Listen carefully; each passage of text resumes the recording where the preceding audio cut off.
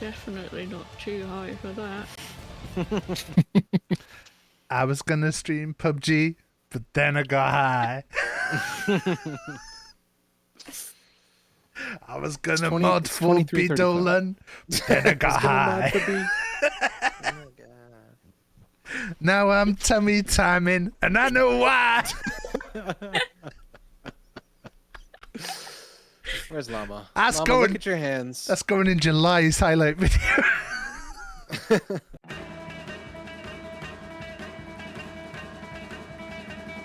Kada is my little suckle boy.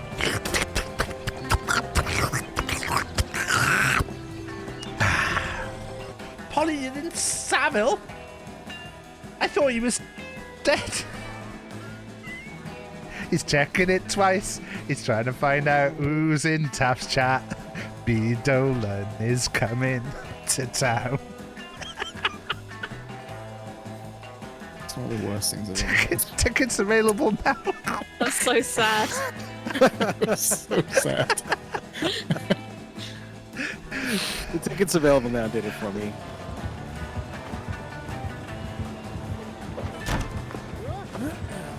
Hee.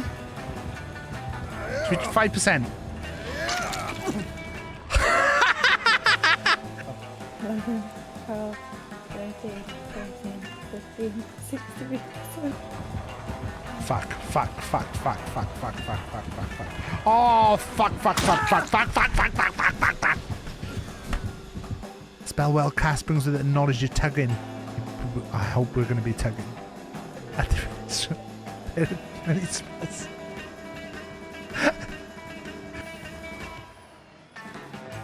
Oh, I drove off because I thought it was in.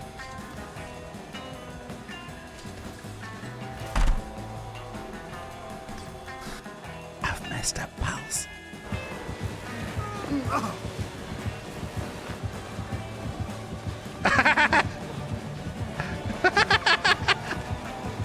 What are you doing, Wesker? What are you doing? What are you doing? What are you doing? What are you doing? What are you doing? What are you doing? I'm gonna get him in the balls. In the balls. Oh, I got a ball! I spotted you, and I was like, shit, wait, that's not a bush. The amount of time people spot me and say that. Why am I surprised Pip is still in? Colour's my little suckle boy.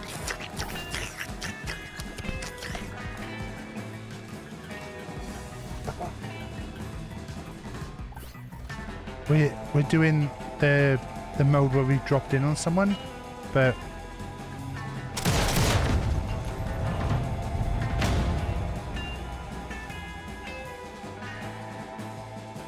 we're gonna do a poll, and I will pull off the poll. I'll pull off the poll. I'm not gonna say it. I'm not gonna say it. I'm better than that. Are you?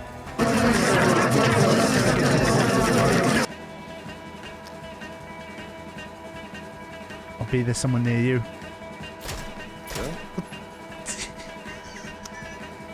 Fuck's sake, Taff. Oh, Cody, I did need to say to you,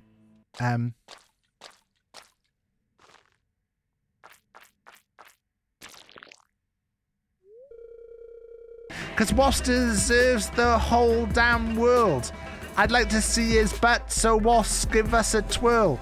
But I can't look at his pictures for too long, or I'll get caught by my cleaner while holding my dong.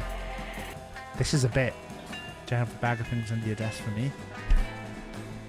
This right here. Sorry, I'd like to preemptively apologize. Willie's got crabs.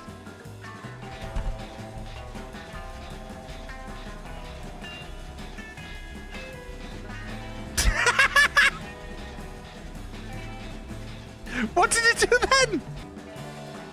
Are we fucking while this is happening? Top or bottom hole? Rock and roll. There were people down there in the field, but I don't know where they've gone. Up your ass. Another bit of quality arse content for my stream. Thank you, Llama. What happens if I jump now? Oh. Oh.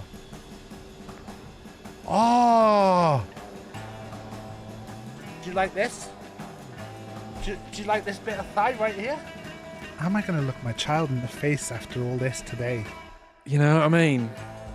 I Ad almost won the quiz. for you. The chase is over.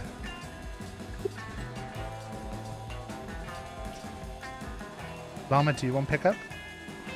Yeah. That was a cool skid. That was pretty cool.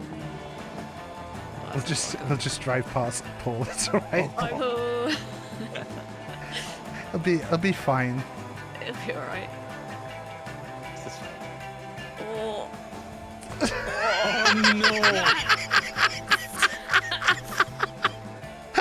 No. No. No. Oh fuck. 8, 9, 10, 11, 12, 13. Did exactly what I meant to do. Oh my god. Oh. Wow, Wow. Taff. That's. Wow. Wow. That's. I just caught that on.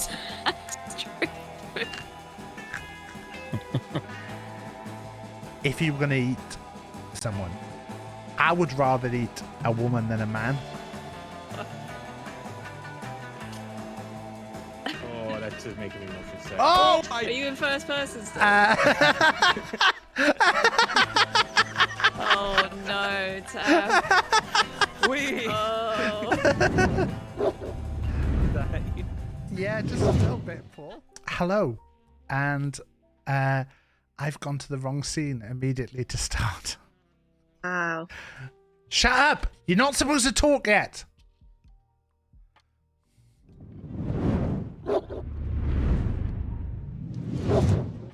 Hello, and welcome to a new series, which is called Why I Love, where I'm going to be talking to people about the things that they love, whether that's, food, drink, any kind of media, films, TV, songs.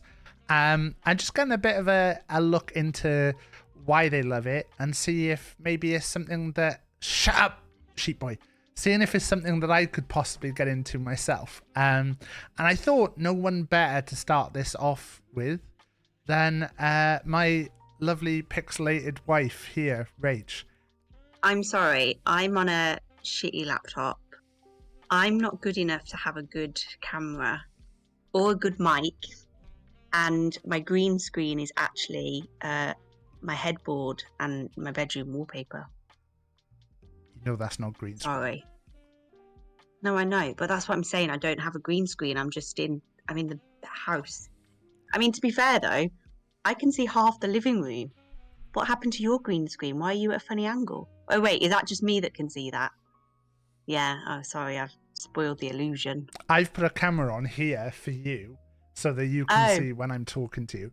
But my actual camera is here. This is the one that the viewers are seeing, which I've got you in my prompter so that I can see you here. So when I'm talking, I'm actually looking at that. But I can't do that and that at the same time because like that. I was going to say yeah, okay. Because I can't see like chat or anything. This is weird. It just feels like me and you on a Zoom call. And you're downstairs. You could have chat on your mobile phone. You should have told me that before. What I don't go on your... Exactly. As I just said on I don't even watch Scroobius, your streams when I'm on it. as I just said on Scroobius Pip stream, my wife had a Twitch review come in, a Twitch recap of the year, and I said, "Oh, it'd be interesting to see your Twitch recap." Probably a lot of hours watching me. 14 hours watching me. And that's only because there was a big chunk where she watched my 16-hour stream, which she didn't even watch me the whole time. I left it on. But you missed And 2 so you were hours on of in the it. background. You were in my... peripheral. What about the last 2 hours? Or the first 2 hours? Or 2 hours in the middle? You lost the plot in those 2 hours, and I lost interest, clearly. But then that also means if I watched 14 hours of your charity stream, that I haven't watched anything else. Yeah, you haven't watched anything else through the year, so... I used to be really... I am supportive. supportive. I still Go on, subscribe. say supportive. You were going to say supportive. You were going to say supportive. Say I used to be supportive, but now I'm not. Go on, that's what she was going to say. No, Chat. but I used to watch your streams all the time, every single day. I remember the days when you were nobody, and I was a fan there. I was a hardcore supporter. I've been a subscriber for a gajillion years. Cody, I stream in the evenings. Jack's asleep at that point. And the other day I stream is in the daytime. On the topic of what we are talking about today, I got Smutty Books to read. We're getting that money from Unless you Daddy start Jeff with doing this, audiobooks on your stream. Thank you to then... Jesse for the Prime sub. I have noticed your question, Jesse. It is getting added to the list. I will ask Rach that. Oh my god, there's questions. Well, there's going to be questions during this. There's bound This is to be. like... No, but I'm like nervous now. You should What be if my nervous. answers are not very good? Oh, okay. Go on then. Uh, Are you introing? What are we doing? I'm just saying a quick hello to the people in chat. When this car was in nice and early. Hello, Cody. Booch, yes, I was late. Is Taff his own boss? Should have a word with himself. He's always late. Do any of you? If he says he's going to start at 8. This is not a stream about you criticizing me. If you Like, want to do you're that, not. if you want to do a Rach criticizes Taff stream, we can do that because that is another thing that you love to do. Yeah, love So- to do. Yes. so, yeah. I'll be on the. I'll Okay. be on the next one of things as you like. Hello, Keda. Hello, Howie. Hello, Roseb. Andy. Andy, it's nice to see you back. Did you go check out the topless streamers? This I've sounds actually like my kind of stream. Hang on. Why am I in this chat? I've actually tagged this stream as sexual content, which is a new thing that Twitch are allowing. So Twitch have changed their terms of service. There was a bit of a Twitch meta going on where there were femme streamers who were streaming like topless, but like or not topless maybe, but streaming. So it was basically the stream would be cut off right above their nipple line, so they would like jiggle and stuff, but you wouldn't actually be able to see anything. So it became a bit of a meta for a while because technically they weren't breaking Twitch terms of service because they were not showing anything, but yeah, it became a bit of a running joke over Twitch the last few days, and as a result Twitch have made a load of changes to their terms of service. They have actually added some other tags and stuff. So I've put a sexual content tag on this stream because I figure it's gonna be get talking about some TNA. a little bit. Jesse has asked Rach, which I know is something that we're gonna encounter at some point during this. So I might save that question for later on. That was a tease. I'm gonna Stay tuned, chat, for Jesse's question. Stay tuned, Jesse, in particular, because your question Hope is it not was a gonna be good one, asked. Jesse, because it's been built up a bit now. It has been built up. Hello, Booch. Thank you again, Jesse. Hello, VT. It's back and it's allowed. Hello, Nona. And yes, hello, Polly. So yeah, so we're going to be talking today about Smutty Books. So as you can even see from Rachel's water bottle, or Basically, from her t-shirt, it's my entire identity is Smutty Books. It's not even a joke. My t-shirt is a Smutty Book. My Kindle is covered in Smutty Book stickers. My phone is covered in Smutty Book stickers. And my water bottle. do you have any My Big whole Taffman identity. stickers on there? Not unless you produce one where you've got no top on or something. Then it won't fit my theme. So if release a sticker with me with no top on, will that go on the water bottle? Yeah, it can go next to my one that says "That's a good girl," sexy woman. It could go there. One with you with your titties out. Okay, we'll work on that. Booch, that that is something that I know is going to be brought up later as well. So we'll add that to the list. That is something that I know Rach has talked about to me. So yeah, we'll definitely be talking about this. Where are you buying stickers? You can actually get BigTaffMan stickers just by subscribing. If you subscribe and send me a message with your address on, I'll send you some stickers out for free. And I'll usually as well check in the badge. I've got some badges here. Look, little Ralph badges. But yeah, anyway, enough about that. We're here to talk to my wife, my guest today. So you haven't actually been into Smutty Books that long. When did you first get into them? I feel like this is a proper interview. It is a proper interview. This is professional. We're also today, we're not only tagged with the smutty content, we're in the talk shows and podcast category. This is a proper thing. God. Okay. I'm not very good at this. Right. Okay. So at the Just start of you the just year, you just treat it as a conversation. all right. At the start of the year, I decided I was going to read. I'm not very good at read. I get very easily distracted. So, like, if me and Taff / Chris, watch a film or watch a TV show, I will read my phone, and it pisses him off no end. So when we watched Game of Thrones, for example, how many did I even know who half the characters were? And we watched it from start to end. Game of Thrones is a bit of a show where characters come and go anyway. But yeah, But even the main ones. The only one I can really remember is Jaime Lannister because he had a normal sounding name. But there would also be bits where like you would just get totally confused by stuff, and like I would be like, there's no like, we've stopped watching a lot of TV shows together because you drove me crazy with like we started watching the first episode of Breaking Bad and you got sick of that. Even stuff like we used to watch Taskmaster together, and you've drifted off on Taskmaster. Yeah, but I lost the vibe with it. I think I liked it early on. I think it was that's a them problem, not a me problem. But in general, there's not much you watch TV wise at the moment. Anyway, no, because I just got very easily distracted.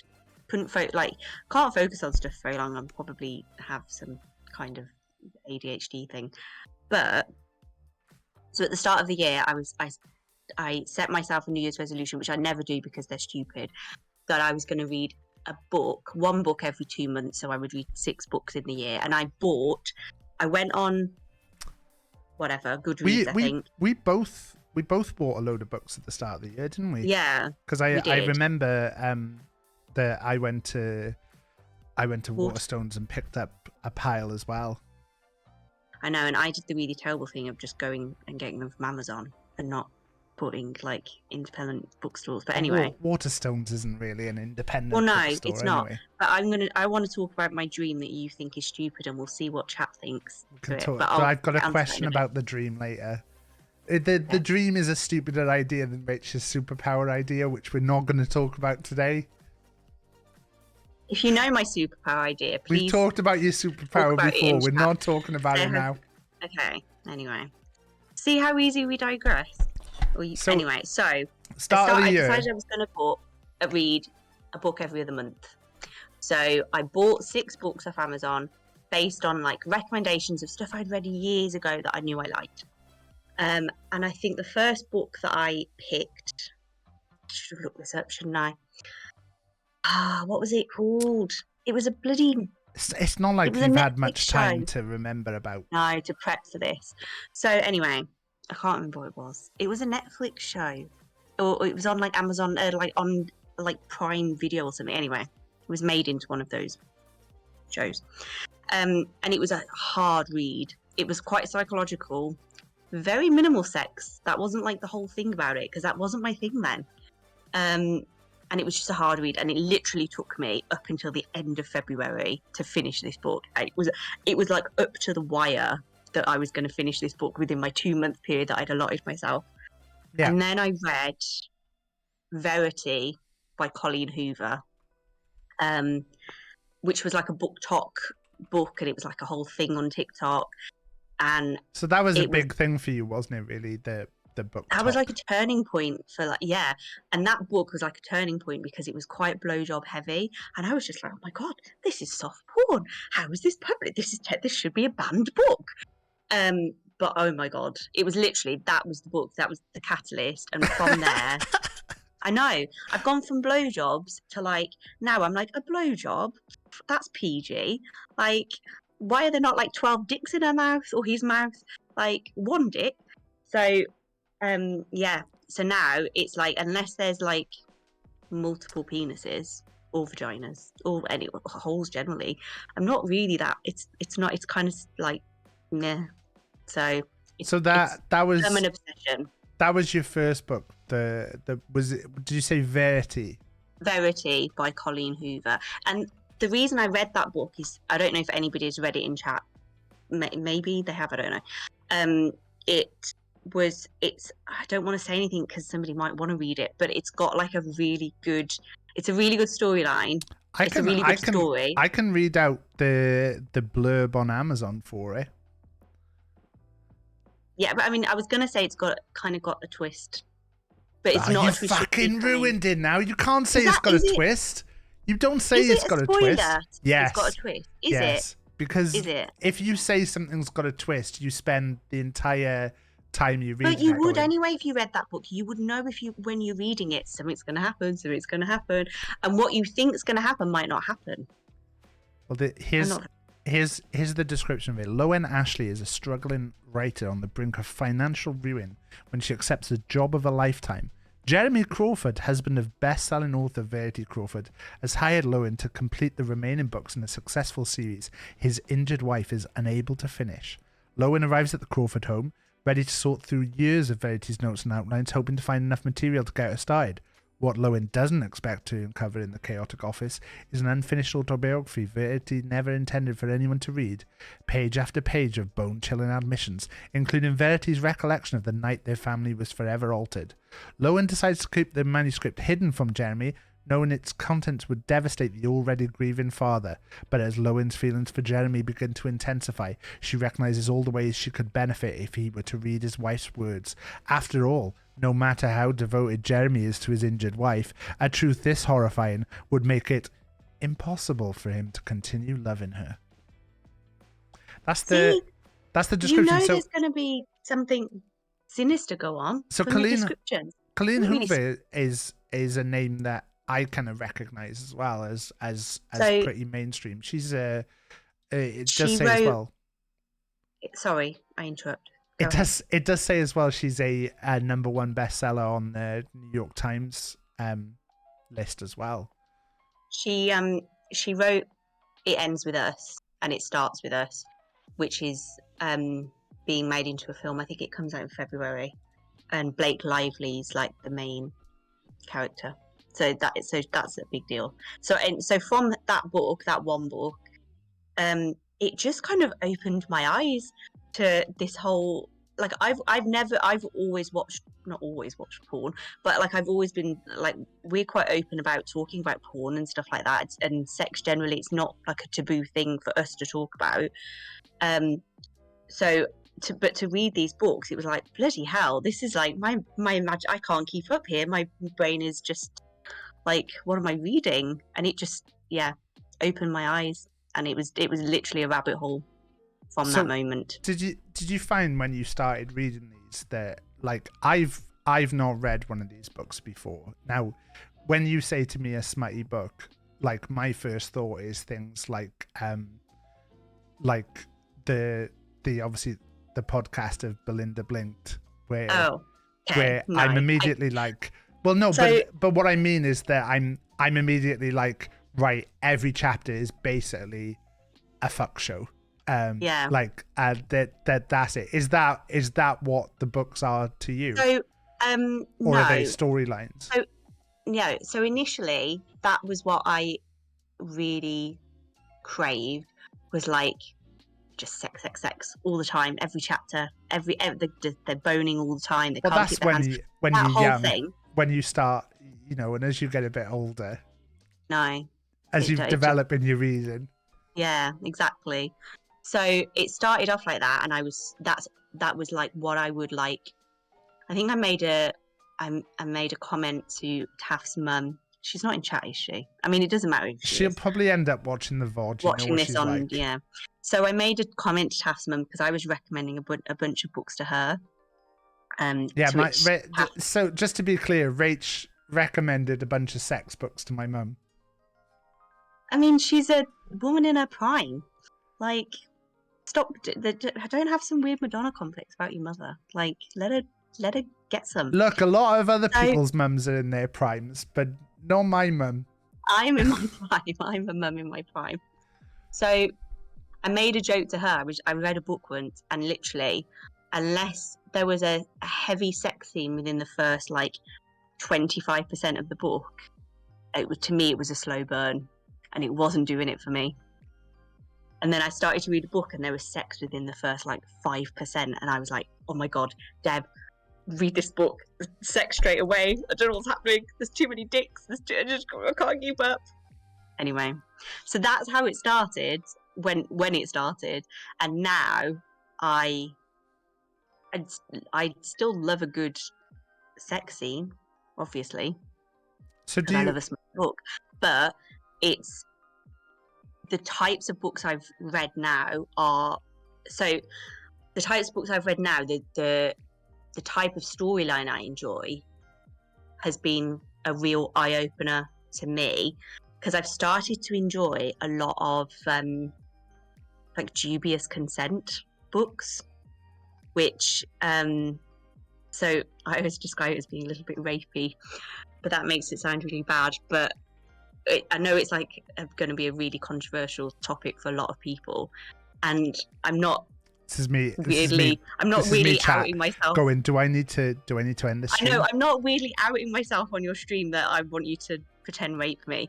I'm not saying that at all. Am I allowed to say that word? Are you going to get in trouble? Well, anyway, this is. I won't say it again. I mean, this is the thing. Are you talking about like consensual, non-consensual? Well, this stuff? is that's what dubious consent is: consensual non-consent. So it is like I spoke with our.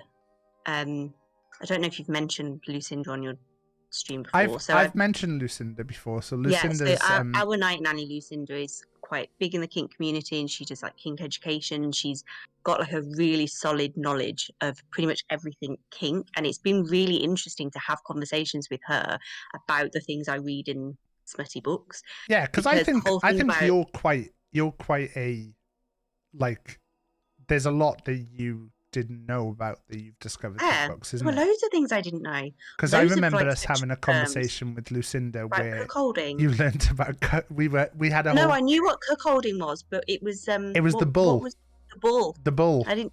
Yeah. So bull. Then I was like, well, I'm going to find some books cuckolding now. So the bull is the man in a cuckolding situation who comes in to have sex with the partner. So yeah, it's like bringing a bull in to sleep with the with the cows. Rach was wondering why there is 2 chairs at the end of our bed. Very much not cuck chairs, sheep boy. Thank you very much. Oh, is that what somebody asked? No, so there's a running thing in that's starting an ad stream of when you go to when you look at someone's house on, say, like Property Guest, say if you look going on right and you see someone's bedroom and they've got a chair facing the bed, it's the cuck chair that they've got there. But then it turns into a whole thing. A lot of people say, I know Luce has made jokes about it before, where when you go to a travel lodge, there's a chair facing the bed. That's the cuck chair. So, okay, going back to consensual non-consent. It's not. I'm not outing myself by saying that that's something I want to experience. I think that was a real like interesting point of reading these books, that it introduced me to something that it's not something that I particularly crave. It's not something sexually that I want to happen. But to read someone else experience it, and which I totally appreciate is completely glamorized because you're reading a book and it's, you know, it's not real life. I get that. But it was a really interesting concept to me, something like that, because it's just not something that I'd ever like I'm not a part of the kink community, or it's not something that I ever would have been exposed to, like to know about had I not read those types of books. But now they become my favorite kind of book because they're so angsty. There's like all these psychological layers, and it's you know, you've got characters that are not good and they're not bad. They're weird. What's the term that you said before? We've talked about Shades of grey. Yeah, like we talked about characters in TV shows that you like. You don't hate them, but they're not a good person. They're just and that's what I really enjoy. It still adds that kind of psychological element, which is what I started. The type of books that I started to read when I started to do this at the start of the year was like, I'm going to read books. Those were the books I was reading. So to read anything that's like that, where the character is really quite fucked up, a lot of them are kind of stalkery as well. And you think, well, but the person they've stalked ends up falling in love with them, and there's that Stockholm syndrome thing. It's just there's that whole psychological layer, which I find really interesting. So do you? But now it's got to a point that those books are quite mentally taxing for me. So I'll read. I have a list in my notes app of TBR to be read, and I alternate all my books. So I'll read something that's a heavy topic, that's dubcon or something like that. Then I'll read like a male book, which are my all-time favorites. Then I'll read something hetero. Well, and I try to alternate stuff, because otherwise it's like my brain is blown. So with these books, then do you are they kind of romantic books, or are they more? Some of them are. So a book that I just finished earlier today was about a couple who are in their 30s. They had a kid. They were like high school sweethearts. They had a kid when they were 17. They'd got married. They've stayed together. Like their life is really like they're happy with one another, and their life is, they're still very much in love with one another. But the guy starts to feel that he has missed out on something, because they did grown-up things when they were still really young, and he ends up having. But this is kind of. He ends up having an affair. I'm going to say it's an affair, even though it's kind of not portrayed as that in the book. But to me, it was an affair. He starts to sleep with another man, and he falls in love with this man. But the man happens to be the older guy's daughter's ex-boyfriend. It's a whole thing. But then his wife also falls in love with the man, and they end up becoming like a polyamorous. They have a polyamorous relationship. So it just, So that kind of so that is like a proper love story. It was very angsty. There were moments that, but between the three of them, the two men and the woman, they were like fully in love with one another, and it was romantic and it was nice. And there were obviously like proper sex scenes, but it just gave you warm and fuzzies, because you want them to be together. You're rooting for them from the start, and they're kind of fighting against the odds. Yes. Do you like, find? I get very upset if I read a book and it doesn't have a happy ending. That's also one of my search things now. Is it has to have a happy ending, because I read one book once where it didn't, and I was emotionally. I think this was a while ago, Hannah, and I don't remember if you remember now, but I was like emotionally wrecked for about 3 days. Couldn't stop thinking about how it didn't end the way I wanted it to. I also add the search term happy ending whenever I'm looking for a massage, so I understand. Do. So what was I going to ask then? Yeah, you were saying about that. So do you find that you've learned a lot? Because like we've talked before about like when we like started going to wrestling shows a lot, that's when we kind of met a lot of people of kind of different cultures and sexualities and things like that. So have you found that these Smutty books are teaching you things as well? Yeah, absolutely. Not just what double vaginal penetration is. I mean, that's an obvious, but anyway, not just some of these like kink terms that I didn't understand. Just and like I've said before, I appreciate that it's glamorized. I get that it's, yeah, I get that. Booch But- Daddy in chat has said, could you explain double vaginal penetration? Am I allowed to? Yeah, we've got the sexual themes. Do you want me to do? Wait, what? Can I use anything as Can I use anything I as a don't. prop? I don't think you should go in any bedside Shall I cabinets. go in my bedside no, drawer? I don't think you should go in any bedside cabinets and get anything out. That may be a little bit That too might cross far. the Big line. Taff Man, Okay, Big got Taff ya. Man, Big Taff Man. Hello, darling. So yeah, I've learned loads.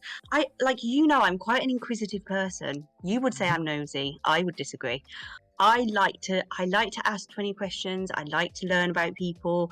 I like to understand things that I just like to know stuff. So to be clear, not- though, when I say you're nosy, whenever we go to a restaurant, you have to sit facing out so you can Yeah, see but- everything. No, I and- just like to be aware of my surroundings. And I've read when- so many. Excuse me. I've read so many mafia smutty books now.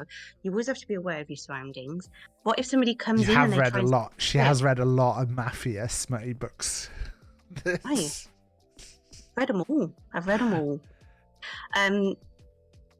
Yeah, I've learned loads. I just like to know stuff. I like to know stuff about other people. I like to understand the the different layers of people. I like to understand their kinks. I like to understand what it is about their kinks that they enjoy. So yeah, I've learned loads. So, what kind of what kind of books do you find yourself drawn to? And when I say that, I kind of ask this question because this brought up one of my like all-time favorite comments I think you've ever made, which I don't remember the exact wording of it, so I'm going to say what I remember, and then you're going to tell me that's not what you said. But I remember once like you talking to like me telling you to get in touch with our friend Phoebe to talk about smut books, because I knew Phoebe liked reading kind of smutty novels as well.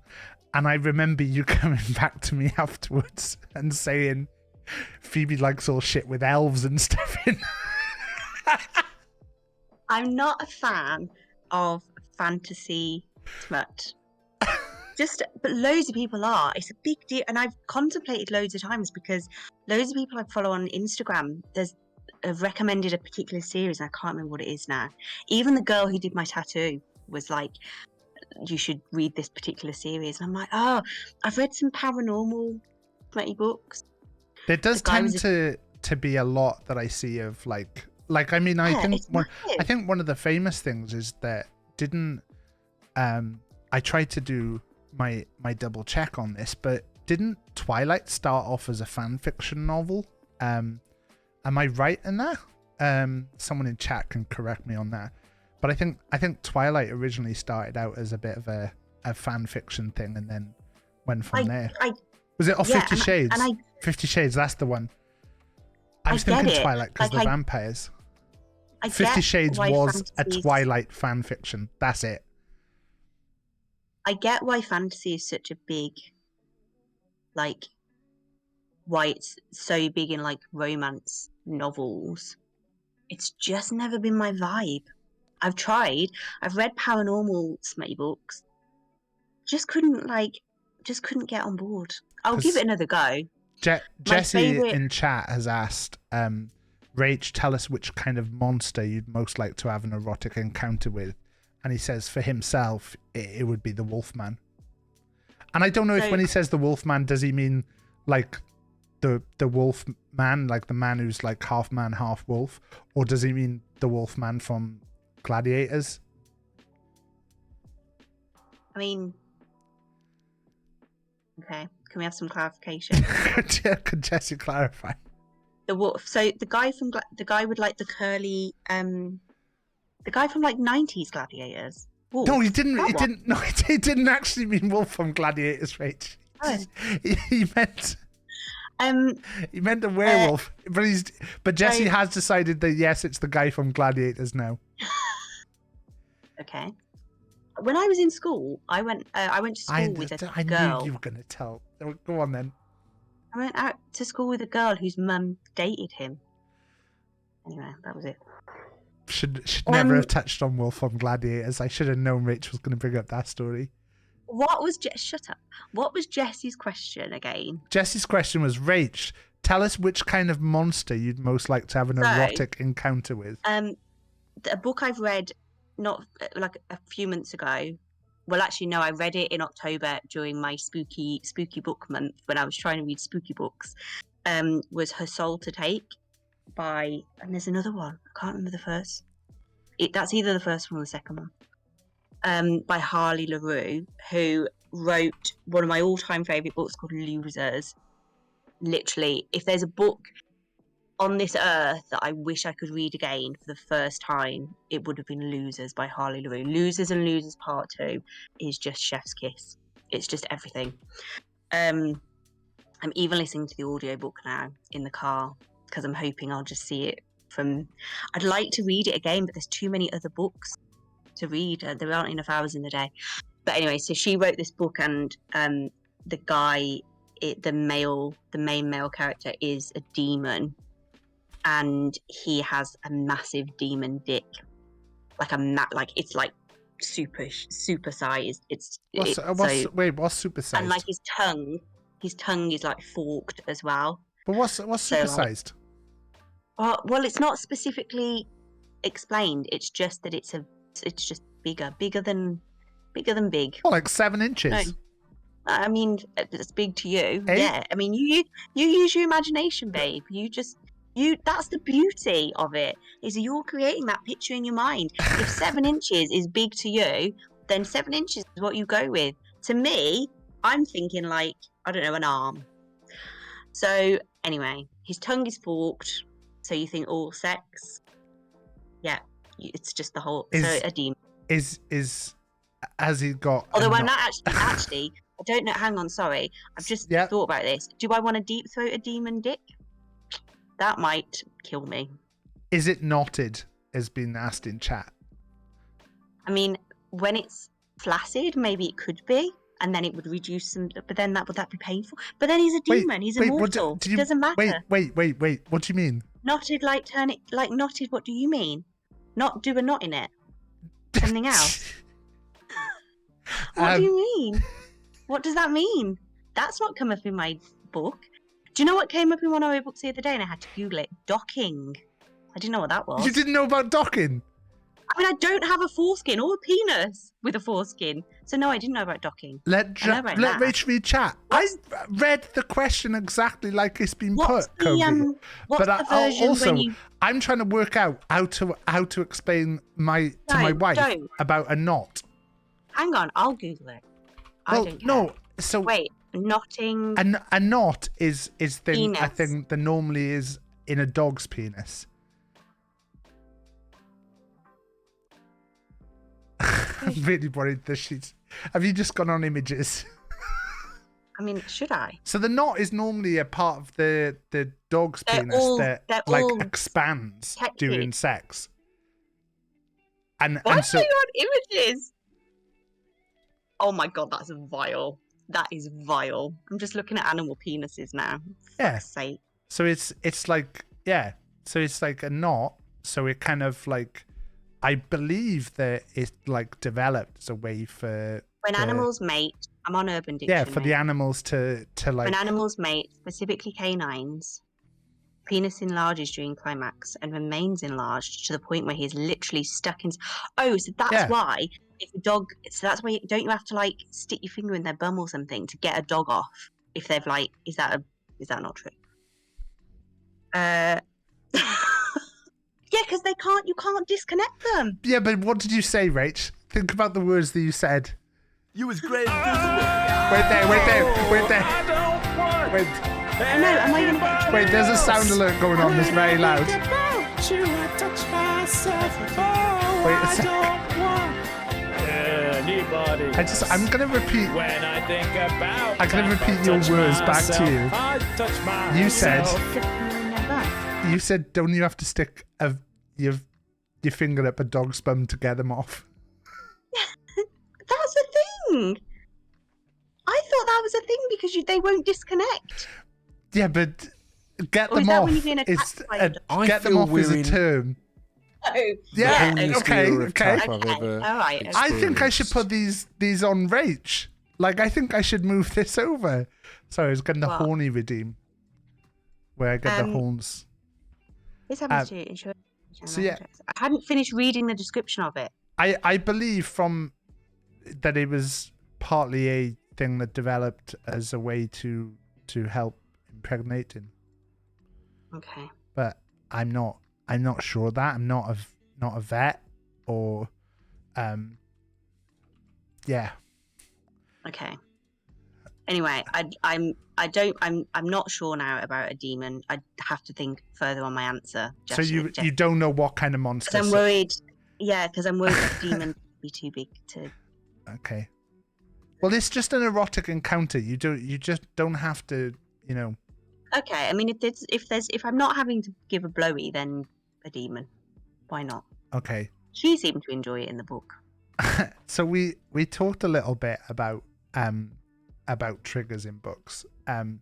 Do you find that, like, are there any like measures in place with books that you read for like warnings of triggers, or do you have to do your own research first? No, loads. Most authors are really, really good now at doing like a trigger warning at the start of a book, or like a warning that there are lots of triggers in this particular book, and to maybe go on their website for like a full list of triggers. I read a dark romance book recently where they were like, what happened? It was very dubcon. There was forced pregnancy. There were a lot of things that some people might find incredibly triggering. And like the author was like really good at the start of the book and was like, please, like imploring people almost not to read the book because it's yeah. I think I consider myself incredibly fortunate that I don't find really anything particularly triggering in the things that I read. In fact, on my Kindle, one of my stickers says I use trigger warnings as a checklist. So I find myself incredibly lucky, but yeah, that's a really big thing at the moment, is that authors will be very thorough with a trigger checklist. I don't think I read a book now where somebody doesn't have that at the start. And also I use a website to get all my like romance book recommendations. And what's the website? It's I have it permanently open on a browser. Rach is one of those people as well. This is I can't understate how like impressive it is that Rach has a website permanently open, because Rach is one of those people who closes web browsers as soon as she's used them. Like if I went on my phone now, I think I've got probably 300 tabs open on Safari. Rach never has a tab open. So for her to have the only two things I ever keep open are, it's romance.io is the website. I keep that open, and then I keep Amazon open because my Kindle is weird and it will only let me buy or borrow books on my Kindle Unlimited through the browser. It doesn't let me do it through the app. Those are the only two things I keep open all the time, and I use them. That's the way the Kindle works, though. Oh, okay. I thought that was a thing. No, it's not. It's not. I didn't want to tell you because you'd probably tell me that I was doing something wrong. But anyway, that's okay then. So yeah. So when I go on romance.io, I think I said it was. There's people can review books on there, and there's loads of triggers of what you can, loads of like things that you can list a book at, like that it contains this particular content. So yeah, and there's certain things now that that I'll go through, and you can filter your search by all these things. So all the really like dark things that I don't want to happen to me are the things I like to read. So that's what I will filter it by. Pink in chat has said she usually gets her smut from either Phoebe or TikTok, but like we said earlier, TikTok was a big starter for you, wasn't it? Yeah. I mean, I still see on your phone you'll very often be watching TikTok and then start screenshotting stuff because you've seen a book mentioned that you wanna... Oh yeah, all my screenshots are people's book recommendations. 2 secs. Hello, thank you, Scroobius Pip, for the raid. Oh We're no! It's all Don't, right. Pip, don't. How many people are watching now? Oh god, There's about, I think there's a lot. about 80-ish. Oh, okay. Well, hi everyone. We're talking about Smutty Books. We're talking about Smutty Get Books. on board if you want to read about DAP or DAP. That's a new one for me. DAP. Yeah, so in all the books I've read, and I've got to say, I love a gay awakening or a bi awakening or just a male book.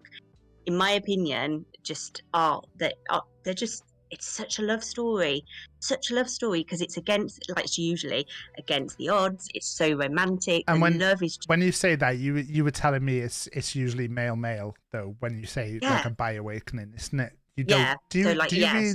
Do you read any kind of woman on woman content? No, which is weird because that's my favorite type of porn. Like, but I don't. There were not that many like lesbian. Like, if anybody has any recommendations, I've got one on my TBR. If anybody knows any, send them my way because, yeah, like I say, it's my favorite type of porn, and yet there are not that many books about it. So, and I need it for the wank bang. Well, that's weirdly like with Pip, like just raiding. That's the kind of stuff that I was coming on to. So, speaking of coming, so did you start reading these? Like, have these just been like a masturbatory tool, or are they? Do you use them like porn, or because like I don't think that's something we've ever talked about. No, yeah, sometimes I do. Like, we've never been having sex and you've been like, let me just whack this book Let open. me just get this chapter. Let me read this chapter to you alluringly while you pound into me. Let's just go into doggy style so I can read the book while I can read.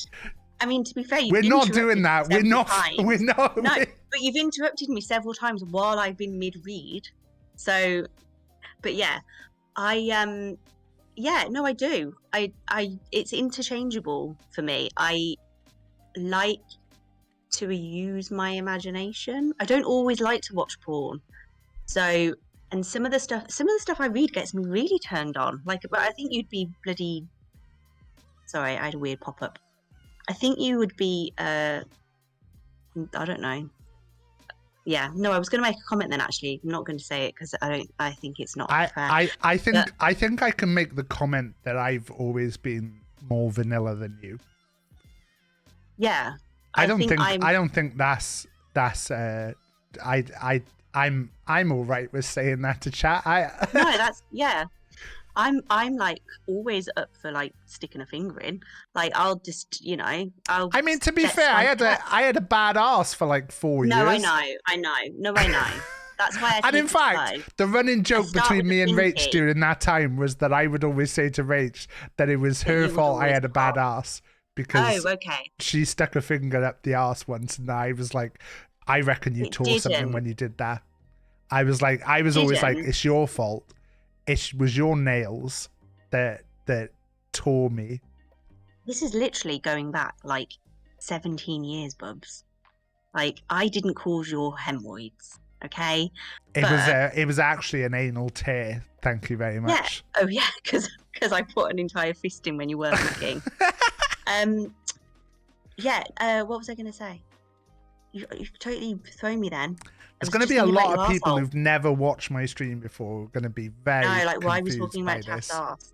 This is not. I was going to say this is not usual. It's not anymore. It probably was at one point. I'm sure that you talked about because you're very open about your health issues because they were really anyway.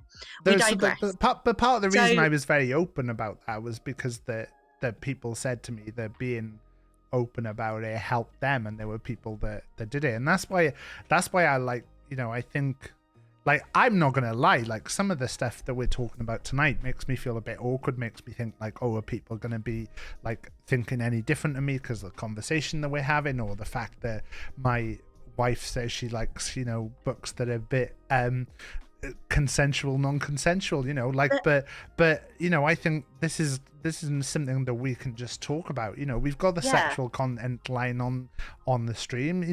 I'm okay with with talking about this. And if anyone thinks any different of us because of this, they can fuck off. I don't give a shit.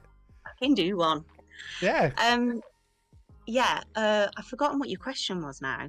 We talked about your bumhole, and then I got. No, it was about. All I could think about. It was about were. Did I use Sorry, it as a masturbation? a berry came up in the straw. Then I've got water with berries in. I was asking, was it Sorry, David's put no judgment on fantasies, but that's because he's got a big thing for the alien from Aliens. So he often. You have a big thing for. You tell me you're vanilla. You have a big thing for the female gremlin, don't you? That did come up in in conversation with David about the thing earlier. So yeah, there's never no judgment. Everybody's got their thing. The sexy gremlin though, she's up for it. And Nala the lion as well. To be fair though, it's the specific Nala scene.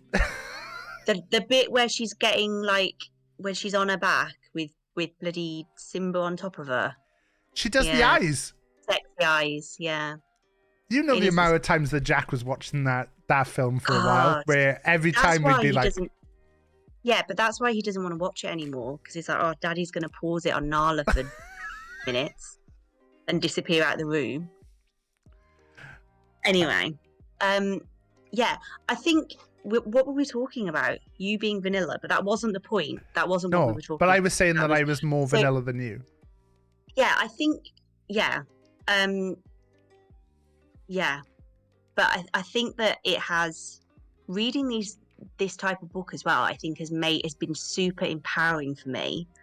I've started to do pole dancing this year, and which I kind of feel in a way didn't influence I didn't read a series of pole dancing books. It didn't, or stripper books. It didn't influence that decision, but I think it was just a whole empowerment thing for me that all of a sudden I was like, God, I'm really sexy. I'm going to swing around a pole and, I'm not going to take my clothes off. But it just gave me that massive confidence boost to just feel more sexual. And because, why not? I'm here for a good time, not a long time. Well, luckily it doesn't usually last a long time. Fine. It's fine. Now, I manage my expectations. Just looking over my books, over my questions that I've asked. To be fair, when I say it doesn't last a long time, it's Rach that doesn't last a long time. It's Rach that doesn't last a long time. Quality over quantity. She's 2 minutes and she's done. She's pillow princess. I am a pillow princess. Very much. 100%. I'm not ashamed of that. Sex is hard work. Even masturbating is hard work. For one of us, it's hard work. Yeah. So what I was going to ask next... Hang on a second. When you're getting pounded into, that's, when you're taking it, that's hard as well. Be fair. Come on. And making noises all the time. It's effort. What is it about... what is it about Smutty Books? Are you okay? Are you about to ask a funny question, or are you having a moment? So obviously you talked a little bit about, and Willow did ask earlier. Willow said you set out to read 6 books over the year. How many have you actually read? So do you want to? I know Rach has. Rach's Insta's private, so nobody go and follow Rach because she'll just not allow you to follow. I'll just her leave anyway. it. Well, I'll just leave it to sit in my But you did post a big thing on your Insta about how many books. So I bought my Kindle in April. So prior to that, I obviously read the one book January, February, and then I think I read all of Colleen Hoover's books. After I read Verity, I went down a Colleen Hoover rabbit hole and bought all of them. I don't know how many there were, maybe 10 something. So since April, I have read 263 books. So I am on a roll. 250 was my goal for the year. Now I've set it to 300. I'm pretty sure I'm not going to read the remainder before the end of this. I've got half the month to go. It's probably not going to happen unless I read a ton of novellas, but that's cheating. So yeah, You could I'm start fully counting addicted. the books that you read to Jack before he goes to bed, and now I'm not confused. What did we read tonight? Oh, that stupid Mog's Christmas. Such a shit book. Anyway, there's no smut in it, and she's fully clothed all the time. For those who, it's not Mog, it's Meg. Whatever. It's the It was- witch Meg. Rach isn't a fan. Right. So yeah, to say I'm addicted, it honestly is my whole identity. I'm like not even gonna lie. I like, yeah. I'll sit and read. I'm so good at now at just sitting and reading when Jack is watching Peppa Pig. I can tune everything out just to just read a book, and I could never do that before. I'd have to sit in silence to read because I couldn't concentrate. But the content is so engaging to me that I'm like, and I'll be like, Jack will come and fuss by me. I'm like, look, mummy's just reading an anal sex scene, and I need to, or like an orgy, and I need to focus because I need to Don't track say where that in front of everybody Jack, is. do you? Because he swears enough because of you. Yeah, I don't want him tell going into nursery saying, Mummy's had an orgy. Mummy's had an orgy. Right, but I want my child to be like sexually empowered. He needs to understand Rach, everything. he's He needs 2. to- He's Right, 2 and he's but, going to you know. nursery, and he's already like walking around going fuck because of you. Fuck it. That's what he said in Marks and Spencer's the other Yeah, day. he said. I put something in a trolley and I was like, do we need to buy this, Jack? And I was like, do you know what? Fuck it. And then he's like, fuck it, fuck it. I was like, oh, mate, we're Marks and Spencer's. Settle down. Anyway, yeah. But I'm like, I need to focus to keep a track of where everything is. Sometimes I'm like, I need to draw a diagram or something. There's too many people. There's too many dicks and not enough holes. Where's it all going? Anyway. So I mean, I can confirm you pretty much like you have the Kindle app on your phone as well, and like pretty much if we're going somewhere, like you'll be reading on the journey there.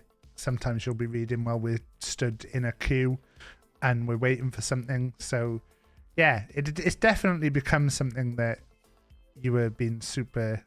Well, at the start of the year, we had a conversation at the end of last year that I think I was in like a real funk. Your streaming was doing really well. Streaming took up a lot of your time, and it takes up a lot of your like energy, and there's a lot of prep work that goes into the streams that you do.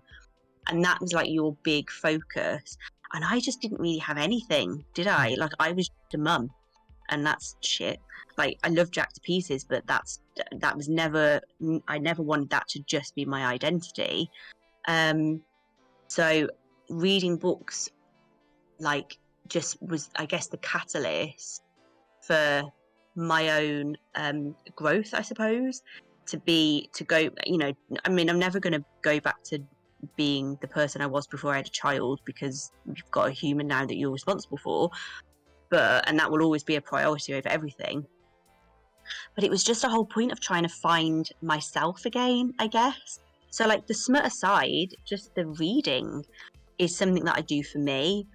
And then that made me want to do pole. I think I read a bunch of like cowboy smutty books, and that made me want to start and ride a horse, and now I love horse riding. Like it started everything off that I've done in like the last 6 months. It's like, you know, and I've got a ton of hobbies. Now you complain that I'm not at home enough because I'm like always out doing things. What it was is, I think for like quite a while I always had streaming as something I was doing, and I kept saying to you all the time like, oh, you know, you need to find something for you, and I was always trying to encourage you to do stuff and get out there and do it, and it's been really nice to like see that you've like started to kind of do more. Like, yeah, I don't want to sound dramatic in saying that I think books saved my life, because that does sound kind of dramatic, but I think that they gave you more direction. It's made me myself again, the person that I was before we had a baby, before lockdown happened. Like, especially being in the privileged situation that we're in, that we don't work, you don't have, like you said, direction. You don't have direction, and I think it gave me a weird kind of purpose. I don't know. It became Yeah. a flex in my own head as well to be like, I've read these many books. I've read this book. Nobody cares. Like, no one cares that I've read 263 books, and that's fine. But for me, I'm like, fucking hell. I didn't think I was going to read 6 books this year, and now I've read 263 plus. Like, that's fucking mental. So, anyway, But it's a flex. I think I didn't write down who asked this question earlier, but someone asked earlier, is there a particular author that is like the George R.R. Martin of the smut world? I know you mentioned Colleen Hoover a bit, as she's the Yeah, one I mean, it really depends on your vibe. If you like small town romance, which is kind of slow burn, then there's like Devney Perry, who did like the Eden series. There's Lucy Score. Lucy Score has written loads of small town books that are, some of them are kind of smutty, but they are quite slow burny. What's her name? Sorry. If you want Lucy Score. If you want like full on dubcon, like dark romance, then Chantal Tessier, who wrote The Ritual, the Lord series. This is one of my favourite books. I'm basically writing. Just depends. God, the like, Chantal Tessier books, they are very much like. As soon as I've searched for the covers, I'm like, oh God, that's very much what I think of when I think of erotic fiction. Honestly, her books are beautiful. Like, they are so fucking, like, they are just everything. But they're dark, but they're good. But it just depends. It depends. Like, what male? There's an author that does male. Oh, fuck. There's an author that's written male books, and she's brilliant. Oh, what is her name? Can't remember. They're just, yeah. Like, yeah. Oh, I've remembered. Wait a sec. I have to talk about it because it's one of my 5-star books, which doesn't come around very often. I follow her on Instagram. Hang on. I don't know why her name has gone out of my head.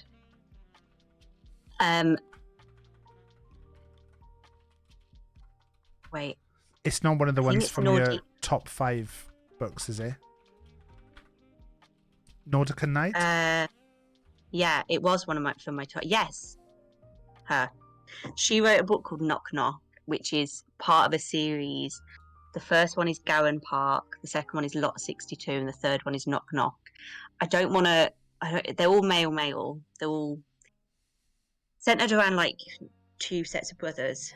But that book is just, the 2 guys are just like golden retrievers. They're just like, everything about them, their naivety. Have they got me. knots? Huh? Have they got knots? No, so listen, there's a really funny bit in it that literally made me laugh out loud, and that rarely happens in books because I read a lot of dark stuff, so you don't really laugh it. And if you're laughing, then you read it wrong. Didn't laugh out loud at my joke either. Did? No. Well, you're not very funny. The Jack said the other day that I was funnier than you. Jack is a fucking knob. He can I know. So there's a scene in this book where they're 2 guys, and they've only been in hetero relationships. They don't even consider themselves bi. Their sexuality is fluid, and that's like that again. That's something that you get more in books that are written now, as opposed to, I don't know, a few years ago. I guess I see a difference in books where they're like, oh, I like a man and a woman, so I'm bisexual. But now it's the whole spectrum of sexualities is addressed, which never used to be in, from, like I say, from books I've read, like that came out 3, 4, 5 years ago. But there's a scene where they are talking about, oh God, what is it called? Is it like cock warming or something? Is that the thing? Where basically, I might have to, honestly, I don't want to Google it again. Cock warming. What is it called? What is the term? What are they doing? I'll explain to you what it's meant to be, and then I'll explain to you what they thought it was, and that's why I related with these characters. So cock warming. Is it when you put a dick in, like in it, just when it's soft? It's a more intimate version of spooning. Yeah, so you just stick your flaccid dick in a vagina, or just keep it in there. Well, to it keep does it say nice and this snugly is warm. slipping his erection into his partner's vagina or ass in order to keep warm. Keep it there. Just keep it there because it feels nice. So the two characters in the book are going through a list of kinks, of gay kinks, to discover things that they might like because they've never been with another man before. And that's one of the things. But the whole point of the book is that they live on a trailer park, so they don't really have access to the internet, and they don't know what cock Where have they warming is. found the list of The other brother printed a list off the internet for them, but they don't have like a smartphone. So the whole point is that they're poor. Anyway, they don't know what cock warming is, so they just guess. So the one guy gets like a flannel and he heats it up in the microwave and he wraps it around the other guy's cock, and he's like, "Your cock's just in a nice little blanket, keeping it warm." And then the other guy's like, "I mean, I don't think this is right, but it feels kind of nice." And yeah, I was just like, that's just me. You describe something, my and I biscuit don't know said- what it is, and I just make it up in my mind. I'm like, that's what it is. My biscuit says, is that like a hot towel on a plane? Yes, exactly. Because there was a moment where it was too hot. They had to let it cool for a second. Because you know when they bring you the hot Well, towel, I think shake all it out a minute. Jesse said he's going to try that tonight. I think all the fellas Loads of tonight are people going to said- be yeah. are going to be popping a Report little back. flannel in the Yeah, we brought back microwave. 'cause they said it was nice. They said it felt nice. I think I might just It use then hot led water. to I a don't think I'd put blowjob. it. And then I guess it was that sensation of hot and slightly less hot. I don't know. But yeah, report back, guys. If you've got a penis in chat, Mary, have you noticed Adam like looking towards the bathroom right now? Is that is that what's happening? No. So, how often do you find that you're having to go to the Google for a term that you've read in a book? usually only if I read a male book. I think there's a lot of things about penises that I don't understand. Trotting, that was the other thing I was trying to think of before. We talked about, what did we talk about? What was the one we talked about? Docking. Yeah. Trotting is when the other person doesn't have a foreskin, is that right? Only one person does? I think that's right. Might be wrong. I don't have a penis, so I'm not a aficionado.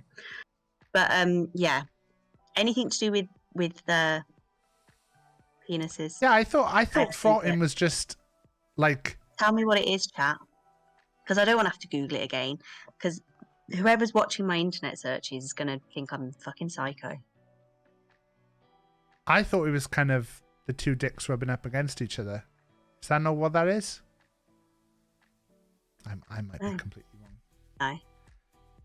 Frotting is rubbing up against each other, says Booch, Okay. and Cody's agreed. What's So the docking version of when you don't have a foreskin or only one person? There's another term for that as well, which I had to Google. But yeah. I don't know if you can do docking without. Do we need to No. explain docking for chat as well? Docking is the act of one man pulls his foreskin back and holds Let it, me search docking while the penis. other man pushes his penis under the other guy's foreskin. Sam and Gaz enjoyed docking immensely because of Sam's stretchy foreskin. A stretchy foreskin? That sounds not pleasant, doesn't it? I mean, Okay. the Urban Dictionary line I've pulled up for docking now says, Keanu and Harry were both so overwhelmed by the intensely intimate feeling of docking their penises inside of each other's foreskins that they instinctively began to kiss each other deeply as Keanu worked their cocks together as one. Both exploded in huge lows, seeing their foreskin swell like a water balloon trying to hold all of their hot man juices. As he released their cockheads from one another, he grabbed Harry's firm ass and ground his big, hard, cum-dripping cock into Harry's bright, bushy ginger pubes as he buried his nose into his sweaty pit, deeply sniffing Harry's sexy scent. No. Is that the kind I of will thing say- that you read? Yeah, so no, I was just about to say I finished a book a few days ago. I don't know The what guy- that is the I just want to be clear, that is the top result for docking on Yeah, Urban Dictionary. It's few got gu- that full paragraph. A few days ago. I'd be interested in like a male perspective on this because quite a few books that I've read that are male guys really love the smell of other guys like pubes or like taint or just any intimate part. Like they seem to love that it was always a musky smell. They seem to love it. Is that a guy thing? Because I can't say I've ever like got a whiff of your pubes and been like, wow, that's the most erotic scent I've ever smelt. But they just seem to fucking love it. Is that a guy thing? Does anybody? Do you have anyone in chat that has an opinion on that? I've been using don't know. Head and Shoulders down there. Now. Well, I did notice there's no dandruff, so it's clearly working. Well, I haven't been getting any shoulders, and I haven't been getting any head either. So Not enough hours in the day. I can't read my smutty books and blow you. yeah, see exactly. Priorities. Yeah. Forgot what I was saying. Got distracted. Yeah. Oh god, the book I read the other day. The guy after they had anal sex without a condom. I've read a few where the guys love to like slurp it back out their bumhole. Is that a thing guys like? Is that a thing women like? See? I didn't know it was a thing generally. They had Right. They have anal anal sex. anal sex as well. So it's two. I mean, the books I've read, it's two guys. But anyway, they have anal sex, and the guy comes in the. They don't use a condom or contraceptive. The guy. Oh, I thought you said they used a arsehole. condom. Oh, yeah. No, That's and then they slurp it back out, and it's Yeah. always slurping. yeah, that's the thing. Yeah, I know it's a thing. I just didn't know it was a thing. I know it's a thing now, but I was like, God. Luckily, see? Les, there's been a change in rules, and we've got the sexual content tag on. So, Are we getting told off? we're strictly talking about Les Dennis, but not the real Les Dennis. I have to say, streamers have gone downhill radically. Party pooper, Les Dennis. Fake Les Dennis. Thank you, Moroccan Taxi. I take that as a great compliment. Yeah, that's a bit of felching. Is that what it's called? Yeah, That's the not act of as Dom Ellers as very nicely put it here, felching is the eating, the cream pie is pushing it back out. That fascinates me. Like it's not something that I think I would enjoy. I don't know. Try everything once. I think a lot of things kind of get dictated to by porn. I think like I was reading something once about like, you know, the way that a lot of men treat cunnilingus is due to the way that they have watched porn where the bloke is always attacking it like it's a fucking. This is why I honestly. It's their last meal. It seems to. Yeah, this is why I think a lot of men. I'm kind of generalizing, I guess, but would benefit from reading a smutty book because you would probably haven't. They're usually. I mean, I only read books that are written by women. Even the male books I read. I don't read books written by men because I don't like men. And just to be clear, there, when you say you don't like men, do you mean you don't like male authors, or do you mean you don't like men in the pink ribbons way, where it just doesn't like men? Men just annoy me. They're just knobs. They're just fucking every day. Someone tells me something that a man has done, and it just enrages me. Every day. I don't like men. You're the exception. I always say this. No. You can't say that. No. Let me finish. I always say you're an exception to me because you are the. If anything ever happened to you, you are the last of your species that I would tolerate. I wouldn't go off and like marry another man. You are the limit for me. Nobody else, and that's not. Don't take that as a great compliment. I don't mean it that you're the best. I just mean it that like you fucking men are just the kind of fucking implied worst. that I was the best. The bar is incredibly low. It's kind of implied, like the best of the The best of the worst. Yeah. Just don't like men. So I don't read male authors because I'm not interested on a male perspective, even when it comes to anal sex. I don't care what fucking men think. So, forgotten why I was saying that. There was a point that I was making, but only, yeah. It's all right. got I one. think in general most people would agree with you on that anyway. I know Super D. This is an easy one for you to ask. Fucking sorry, I've just been pied. Not in that way. Hello. Hello. I'll just push that out. Right. Super D asked, which I think. Oh my god, I was going to do a slurping noise then. I'm not going to. It's I'm okay still because it's okay because Ked my little suckle boy. Wow. What do I miss when I'm not? Maybe I shouldn't be reading my Smutty Books. Maybe I should get in your Maybe you stream more. should be watching my Little streams. suckle boy. So shit. No, it's not. You work very hard. You do work very hard. Your streams are very good. I can hear them. You're directly below me. You're a big hit with B. Dolan's wife as well, apparently. Oh, hi, B. Dolan's wife. You scored 2 goals, Ad. I had a premonition. I could see 2 goals in your future. Super D says, I suppose the male authors would also describe the physical sensations differently too, so it's probably more relatable from a female voice. Yeah, but also 100%. I definitely agree with that. But even the male books that I read, you know, I don't have a penis. I don't know what it feels like to have a penis.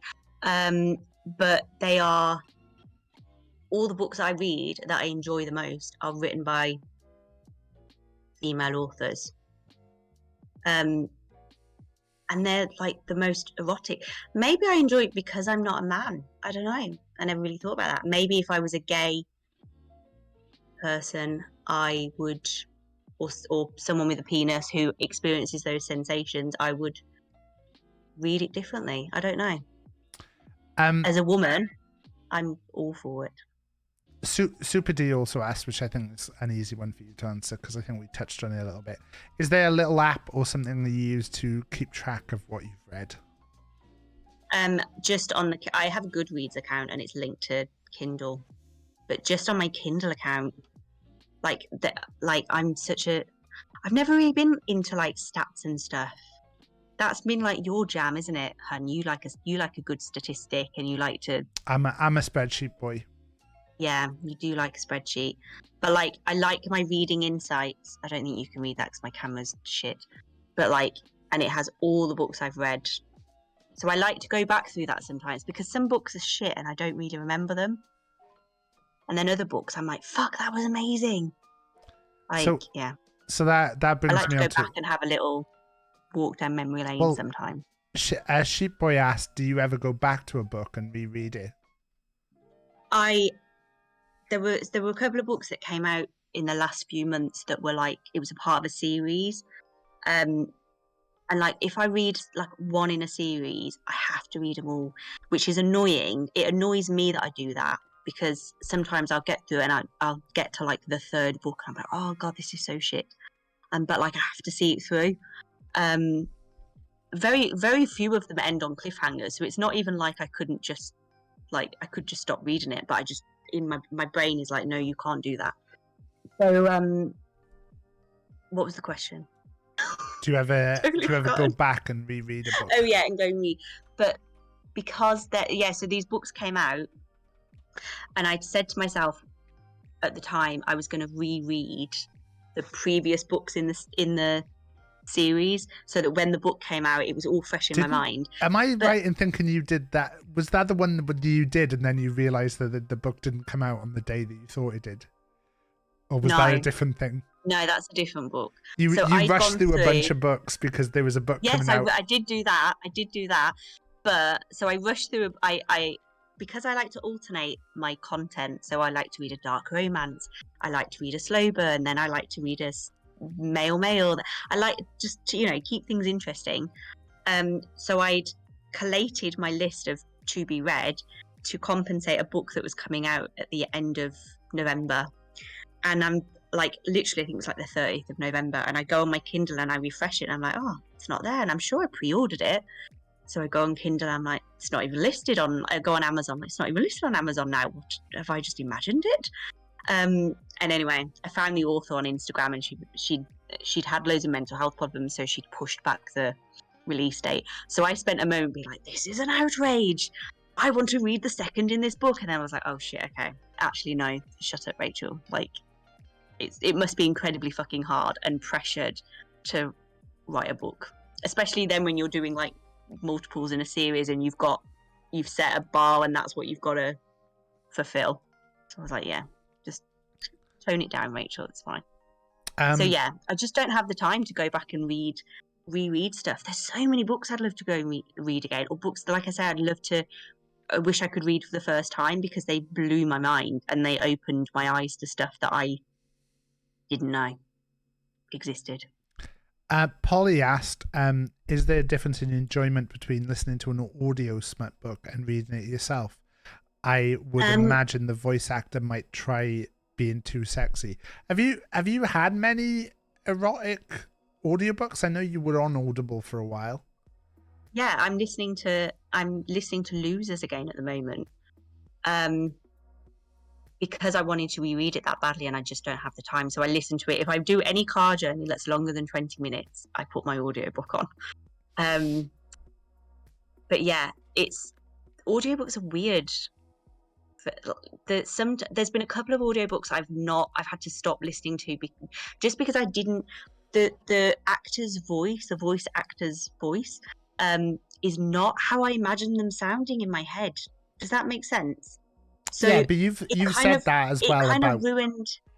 You said that about the one that you said I think earlier about the one of the books you were reading was being made into a film, and you were like, oh, I hate that this person's being cast. But that's generally a thing, isn't it? That you've got the idea in your head. Or so yeah, there was a book where one of the female characters was supposed to be sort of in her early 20s, but the voice actor sounded like she was like 45, and I just couldn't get over it. It was messing with the image I created in my mind, so I just had to stop listening to it because I was like, this is just fucking with me. But I kind of like when they get really sexy in an audiobook. Turn the volume up when I'm at traffic lights. I'm like, oh, people are gonna listen to me listening to them so much. No, I don't mind it. It doesn't embarrass me. Like, I was talking to somebody the other day and they said, what if somebody read over your shoulder while you were reading like something really smutty? And I'm like, let them read. I think literally, like when we went to see Hamilton the other day, you would, like, when we sat down, you pretty much opened your Kindle straight away, and yeah. Well, we were sat waiting for the show to start, and I'm like, I could sit here and just scroll through Instagram or whatever, but I'm like, talk to your partner who sat next to you. I mean, I could even communicate with the love of my life, but is he? He was at home being babysat, though. But yeah, all the time. I'm not. Very little embarrasses me now. I talk about sex all long. I think it's. Josh asked, would you consider a blog or something about the books you've read and recommendations, etc.? I just don't know if anybody would really be that interested. There's some really fantastic people that I follow on Instagram that review books, and like they are hilarious, and they are, I don't know, and they're very like articulate and succinct, and they know what they're saying, and their reviews are really good, and that makes me want to read a book. And I don't think I've got their skills. There's plenty of great people out there. If anyone wants recommendations of people who give recommendations, then I'm your gal. I think stuff like that is often very hard, because it's like when you're thinking about, it's like we really like going to like nice restaurants, and it's hard sometimes to describe like what we enjoy about going to a nice restaurant, because the thing that people will focus on is like how much they cost to go there. Yeah. And then to try and put that into the stuff that you've got on the table in front of you, and how, you know, picking that spoon up and stuff is always hard. And I think that's very much a skill. I think that's a very valid comparison, because I think I can talk about how I enjoy a male book, but then I don't want people to think that I just enjoy it because I'm like, what's the word? Like, I guess like appropriating gay culture. I don't know. Would that be considered that? I don't. Do you know what I mean? It's not because of that. It's genuine. I genuinely find them to be the most romantic, because there's usually an element of like a forbidden love, especially if it's like a bi awakening or a gay awakening book, and it's that kind of conquering, against the odds, and it's that kind of thing that just makes my heart full. And I don't find that as much when I read like a hetero book. Maybe it's because I don't like men. No, but there's yeah, two men it's not in the same. there's two men in the gay books. No, but they're not the same. It's not the same. You've that's my point. doubled the amount of men. No, I know, but I think it is hetero men I don't like. But that's my point entirely, is that I can't articulate what it is I like about male books so much, but then on the flip side, I'm saying how much I hate men. You've made the point, it doesn't make sense, but in my brain it does. I just can't tell you how. I mean, I'm Les is in chat making some of his Les jokes as we expected. He's just popped in there. Taff sat there saying, "Oh, I'm gonna have to kiss Les for Rach's birthday, ain't I?" I mean, I think with me, like, I've always been quite open there. Like, I'm straight. I've never been attracted to a man before. But I'm quite open to say, like, I feel comfortable enough to say that if there had been, like, I think that if I'd grown up somewhere else and there'd been different circumstances, I think I would have been more open to trying stuff. As it is, like, all the people I've been attracted to growing up and stuff have been females, and I just don't think that, like, I think in a different world, I have no bones about, like, being against it. I've kissed enough guys. Like, there was one of my favorite stories was the day after my birthday party when I was getting messages from someone about the guy I kissed, and I was like, "Oh yeah, I kissed so and so," and they were like, "No, not him." And I was like, oh yeah, I did kiss so and so as well. And then they were like, "No, not him either." And I was like, "Wait, how many guys did I kiss at my birthday party? Like, what was I doing?" But yeah, like, I mean, like, one of the books I read fairly recently, and can chat please confirm that I've got this correct, because I'm not 100% au fait with different, like, sexual orientations. Is it demisexual when you are sexually attracted to somebody that you have, like, a connection with? Demi is the emotional connection. Yeah. So one of the books I read, it was a guy, and he fell in love with another guy, but he didn't consider himself gay or bi. He considered himself demisexual because he just had that. He wasn't attracted to other men. He just had the two guys had this really strong emotional connection, and that created the love and the romance and the sex and all of that. It wasn't that he felt that his sexuality had changed, and one day he woke up and he was like, "Oh, I'm a gay man now." And even, like, exploring that, I think, God, if you were a young person, excuse me, if you were a young person reading that book, like, that would be, and like you've just said there, if you didn't grow up in a tiny village, you may have been more open to experiment. If you'd have read that kind of book when you were 17, you might have been like, actually, yeah, I can go out there and I don't just have to be gay. I don't just have to be bi. Yeah. Like, it's, I love that. And I know that that's such a massive thing now, and there's so much more awareness about different sexualities, and that it's never just X, Y, and Z. But the fact that there are so many books out there that explore that, it's because, I guess being in a hetero relationship, you kind of, I guess, we're just not, it's not as exposed to stuff, I guess. I don't know. But I find Yeah, it, I mean, we've talked about, like, we've said as a couple, like, it's important to us to make sure, like, the Jack is aware of these kind of things. oh, and so important. that, like, Yeah. we've gone out of our way to we've been to an LGBTQ plus bookshop to buy, like, books that we can read in now that kind of, like, introduce some of these things. And, like, the one I always highlight is the Love is Love book that is just I was just looking at that book on the side, Yeah. actually. so Yeah. it's a book where it's a book for a 1 to 2 year It's old. a toddler, yeah, it's a toddler's book. And it's but different. it's literally like, as you read the book, like, the animals are together, and you can see that some of the animals are 2 male animals, some are 2 female animals, but there's also families in there. There's also groups in there. There's there's straight couples in there. But it's kind of introducing that as an early age, that you don't have to worry about that. Like Booch has said in chat, Hey Dougie has gay characters that are totally not a big deal. I always love the fact that on Hey Dougie, which is like for anyone who doesn't know, Hey Dougie is a kid show, isn't it? Um, Did you have gay characters? What? Hey Dougie? Hey Dougie. No, that's not old school. Hey Dougie. Oh. We literally we went to took Not called Jack Hey to the. Dougie. It's just called Dougie. It's called Hey What am I Dougie. thinking of? Who are the gay characters in Hey Dougie? The crabs.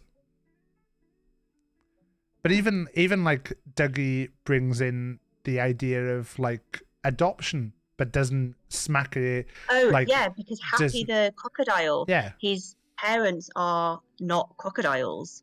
but So bringing it's, those things in and not making them And not just addressing normal. It doesn't Yeah. need to be like Yeah, something that's that's a talked good about. point. And like we've Yeah. talked a lot about how Bluey is like such a great show for Oh, yeah. for like so many things to do with like parental things as well.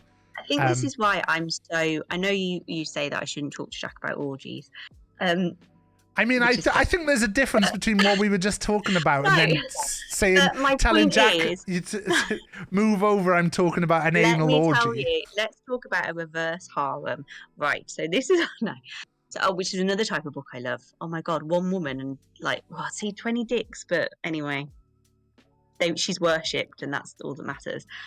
But yeah, so my point, like you said, that it's so important to us that we talk to Jack about sexualities and giving him such a well-rounded view of the world.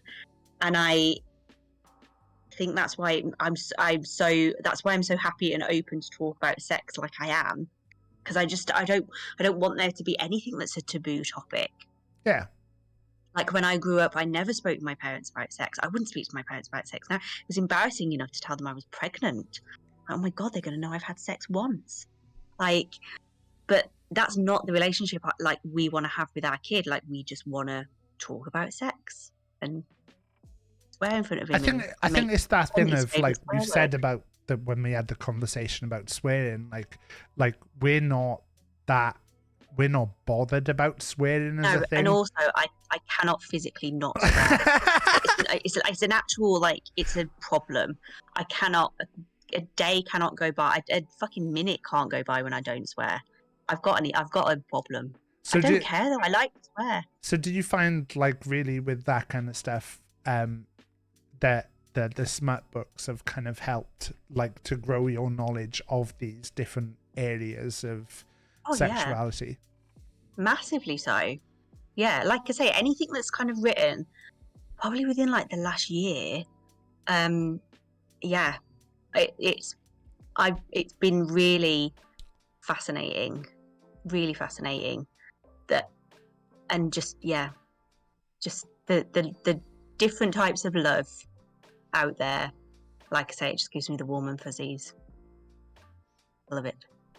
So I don't know if chat have got any more questions that you wanted to ask about this. I don't want to keep Rach too long on this, and I think we'll skip over. We were gonna do a bit of talk about about my love for zoos, which Well, is I've a got, very no. can I think. Sorry.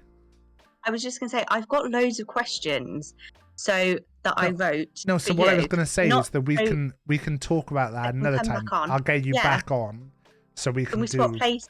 You sit on the bed with the shitty camera, and I'll Yeah. sit downstairs. But then in you'll stream. have to have control of like all the buttons Fine. that I've been pressing through this and all the research that I've been doing. When I get Jack on it, because Jack knows what that panel No, does because next. all he'll do is he'll do.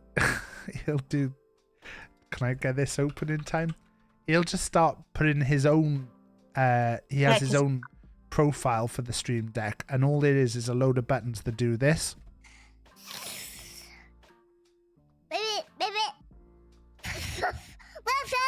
Does it not work? It's Or can I working. just- You're just not hearing it. Oh, is it going rah, rah? Is it that one? Yeah, and What was that one? ribbit, Ribbit. meow. And then the dog when which he did it wrong first. So Yeah.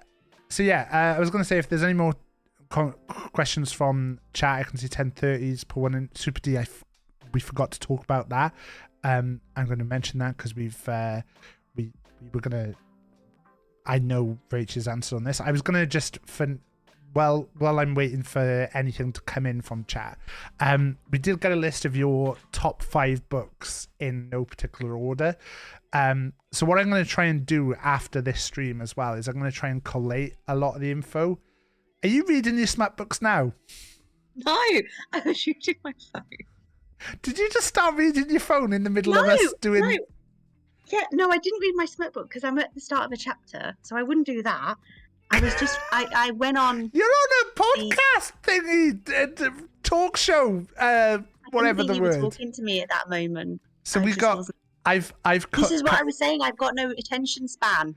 I've kind of This is a good collated a lot of links to things that you talked about here, so I'll try and gather this all together and drop some links into the Discord for anyone who's looking for any particular things. Rach is in the Discord, but she never reads it. So if anyone's ever got any No. questions about Yeah. Smutty Books and wants to ask anything or wants to ask for recommendations, feel free to put them in the Discord, and I'll give Rach a nudge on Yeah, it. ask. and I was say- just going to say ask Taff to ask me because I meant to say to you, Hun, I've got loads of notifications that I've got messages, but I don't think I have. You have So I don't understand it. I don't understand Discord. You've got the pings to say that my stream is live, but considering you only watched 14 hours of me last year. Will this count as me? What? Oh, this won't. No, count as because me you what- don't have the stream open. If you'd had the stream open to read the chat, No, it for would have 2 hours counted. nearly. I know.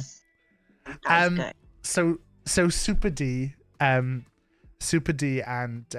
Booch and some other people have all asked this, and I know this is something that you've talked about before. They all want to know if you ever thought about writing your own book. Oh yes, 100 times yes. I just don't think. First of all, I don't have the skills. Me and Taff have talked before about doing like some kind of creative writing or something, because I've got like ideas of like storylines in my head, but everything is very fragmented. Like one of my friends asked me to explain to her what my ideas were, and I was like, I just can't. It's just going to sound shit. And I don't understand about developing characters and like that whole, yeah. I think it's one of those, isn't it, that I've read a bunch of books, that doesn't make me an author. Like I can't, it's hard work. I can see that it's hard work. Yeah. I mean, So- that was one of the things that when we got in the situation where we stopped working, I kind of have had an idea in my head of a book that I wanted to write, and I've always been like, oh, it could be a book, it could be a comic book, it could be a film, it could work in different mediums, like trying to think of how I would write in. So I did buy a lot of books and so about writing, and so we have talked about doing something like that at some point, like doing it kind of alongside each other. Yeah, I think it's definitely something I would revisit. It's definitely something I'd like to do. But there's just not enough time. And that's not because I'm trying to read a load of books, but just because of doing other activities, it would need a lot of commitment, I think. But yeah, it's definitely something that I would like to. Oh, can I talk about what I'd like to do? What my dream would be? Am I allowed to talk about it? Wait, is this Oh, is this book related, or are we talking in the bedroom now? I mean, it's book related. Because Do you want it the what we would do I in have the a dream for the. what we do in the bedroom related, I think is more for off screen. Like, I have a dream for that too. no, we'll talk But I about can that talk to you off about screen. that later. Yeah, Book related. this is where I'm coming in more vanilla again, isn't it? Yeah, we'll talk about it though. Let's open the dialogue. Book related. I said to Chris, there's a couple of bookstores that have come up on my Instagram that just do or just specialize in smutty books. There's one in New York. I think it's called like Scantily or something, and something like that. And I said to Taff, I feel like, am I allowed to talk about where we live? So we live up in Cheshire. We live in a nice village, a posh village. like a town. I think Like it's been mentioned enough that people would work it out, but I try not to directly say it. So we live in Cheshire in a town that's fairly busy, and I always say to Taff that I think that this would be the perfect place to open a smutty bookshop because of all those like sexually frustrated Cheshire housewives that just want to read about a good fisting and all those sexual fantasies that their 70-year-old husband can't fulfill. But Taff pointed, and I still think it's a good idea, but a bunch of people have told me that it's not. But Taff pointed out a very good point that like, Rach, do you read physical books? And I was like, well, no, I've got my Kindle. They're like, exactly. Like, do you think that bookstores are that profitable? We already have revealed within this conversation that you, one, don't read physical books anymore, and that two, when you did buy physical books at the start of the year, whereas I went to the high street and went into a bookshop, you bought them from Amazon. And also, three, I think bookshops are one of the areas that are struggling most with being on the high street, and you're wanting to open one that's just dedicated to smut. But I just really felt that like the Cheshire the Cheshire housewives would just love a bit of smut. I just thought that it might, I don't know. I just thought it might be a thing. I just want the world to read smutty books. I want everyone in the world. I want you to read a smutty book, Taff. Will you read a smutty book? I would read a smutty book. I did consider whether to rush through one of the ones that you'd recommended before this, and I thought I won't do it because I think no, don't rush it would be better to look at one maybe after this stream, because I think that the idea behind these streams really is to like talk. I really like talking to someone about something they love, and like I think My Biscuit said something earlier about Blind Boy saying something about like when you listen to someone talking about something that they're passionate about, it's always more interesting, and I think that's what my idea is with this, is that really it's a way of like me saying to people, oh, tell me what you like so I can see if I like that, and yeah, in a non kink way. I think, but yeah, like I think that the great thing about smutty books, like I've said previously, is that there is such a variety. If you just like something that's vanilla, because I read a book once where the guy like slipped a finger and it grazed her arsehole or her secret hole or something, and I was like, okay, like just and like that was the biggest like taboo thing that happened in the book. And then I read books where they're, what was it called again? Where they're slurping it out. So, you know, there's such a flipping, what's the word? Like spectrum. You can get something slow burny vanilla. You can get something that's like orgy, 20 dicks, double everything penetration. Depends what you, and it doesn't even need to be what your kink is. It's not my fantasy to be like plowed by 5 guys. But when I read it in a book, I'm like, oh, that sounds okay. In practice, not so much. But that's the joy of it. There's a few people in chat that were saying, I've got the question, Super D. I'm going up and down, so I've got that ready. It's a bit difficult because sometimes like we ask a question and it goes into something, and we're going round the houses. I'm with really stuff. sorry. I know. I'm sorry. I can't give a straight answer to a question or a gay answer to a question. I just physically can't. Sorry, there's a berry stuck in my straw. I was having to blow it back And your out. bloody berries. Give it a good suck, a good hard suck. Well, I had to give it a blow before I gave it a suck. So, Sometimes that works too. David said that the I believe regarding the erotic store that it sounded a lot like a book club idea, and Sparkle also put, I reckon a smutty book club would be more likely to take off. Rach has talked. I did for a while, like when Rach started reading a little bit. I suggested book clubs to her, and Rach's answer was, I don't want people telling me what I have to read. So I think the only way that you would get Rach in a book club is that if I ran Rach my own book is the president of the book club. And if you don't read a minimum of 7 to 8 books a week, you can't be in my book club, because I read a book a day. I'm plowing through that shit. Some people So have if you don't jobs. read a book a day, no, you're then you can't read my fucking book club. You're We're in plowing. Cheshire. I'm ploughing. You're plowing through books about being plowed while people are at work. There's some beautiful like symmetry there. 1030 asked, if you read a lot, do you find it desensitizes you about the content?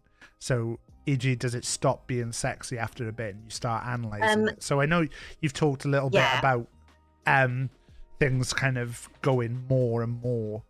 This was at 1030 came in with a raid, so you did talk a little bit earlier about that some of the books lately you've been reading some kind of consensual stuff and things like that. Have you found that like the boundaries are being more and more pushed with the stuff that you read now? I think they definitely got a point where I was reading a lot of the same type of book, and it was just like, oh god, another blowjob scene. Oh god, like she's just getting, I don't know, fucked up the arse again. Like it was just like, oh, whatever. So now I make it a point I alternate all my books. Like I put a lot of thought into it's probably a bit sad, but I put a lot of thought and planning into the book I'm going to read next. I couldn't just see a book and like Taff, you mentioned that I screenshot stuff that I see on TikTok and Instagram all the time.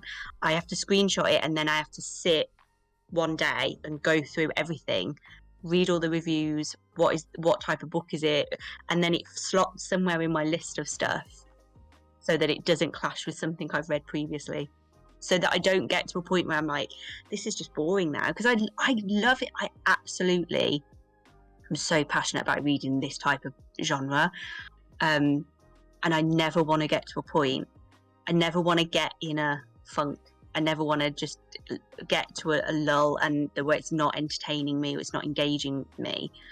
And which I definitely got to that point a few months ago. So now it's like really important that everything gets every kind of subgenre, I guess, everything's alternated. Yeah. So there'll be a lot. Yeah. I think 1030 was having a little bit of a conversation in the chat a little bit earlier. He's person who's very interested in like kind of like the work that AI does, and 1030 does a lot like where he's like experimenting with stuff that AI does.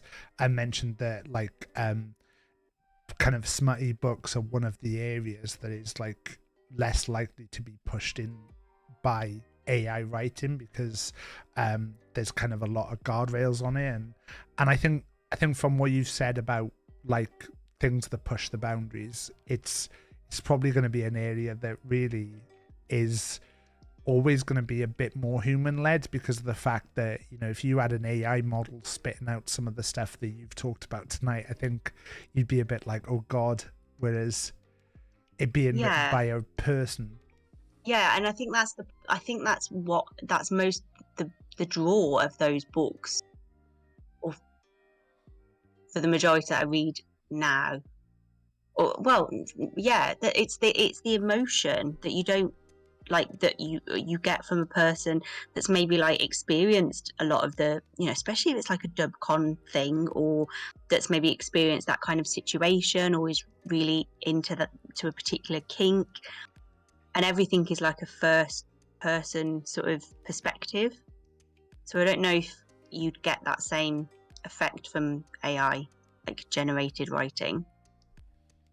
So your particular recommendations that you put, they were Knock Knock by Nordica Knight. That's the one with the sorry, that's the one with the cock docking. warming. The cock warming. The cock warming in the microwave. So if you want to read about the cock warming, that's the one for you. Oh, honestly, it made me laugh out loud. These are in no particular order, by the way. Losers and Losers Part 2 by Harley LaRue.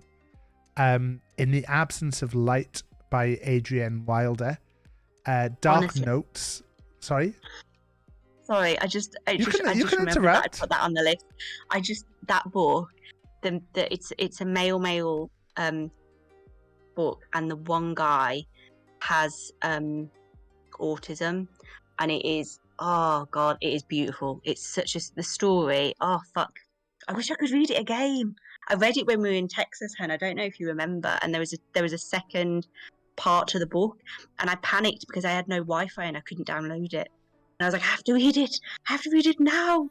Like, there's certain books I wish could just go on forever and ever. I wish I was living in their lives, because I'm so invested in the people. And that was one of those books. Sorry. Carry on. Dark Notes by Pam Godwin. Yeah, that was fab. Beautiful. Torment by Dylan Page. Yeah, that made me cry because I didn't know who I was rooting for. That was a weird one.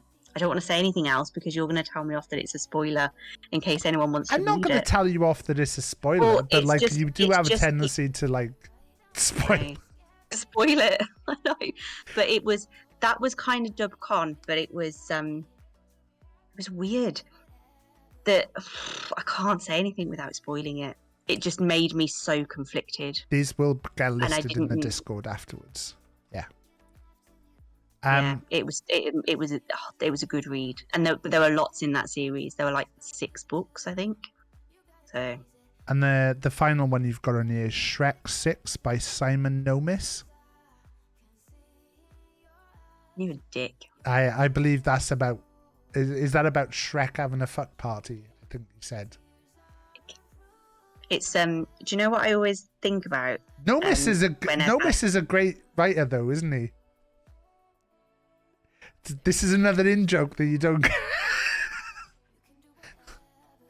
You invited me on this stream, and now you're taking the piss.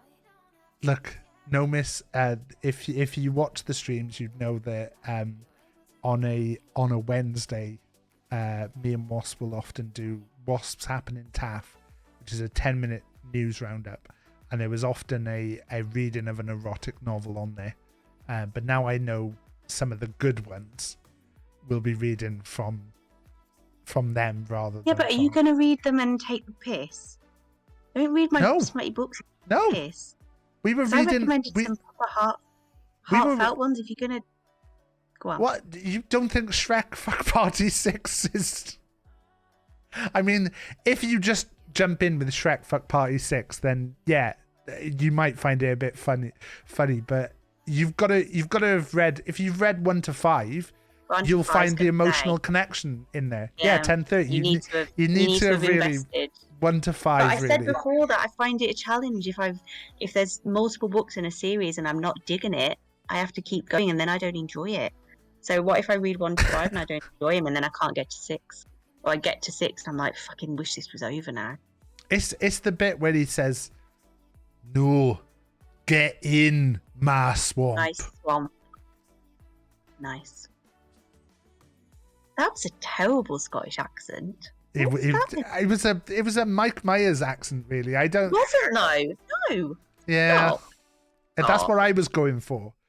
Because I don't think Six is the Scottish one we're people going in to chat. roast. There's a lot of Call him Scottish out. people in chat, so Call yeah, him out. we won't You dwell on embarrass that for yourself. too long. You're a Welshman. You're a Welshman. You named. So I think we've pretty much like covered your love for Smut Books here. Is there anything else that you'd like to address before we kind of wrap this up?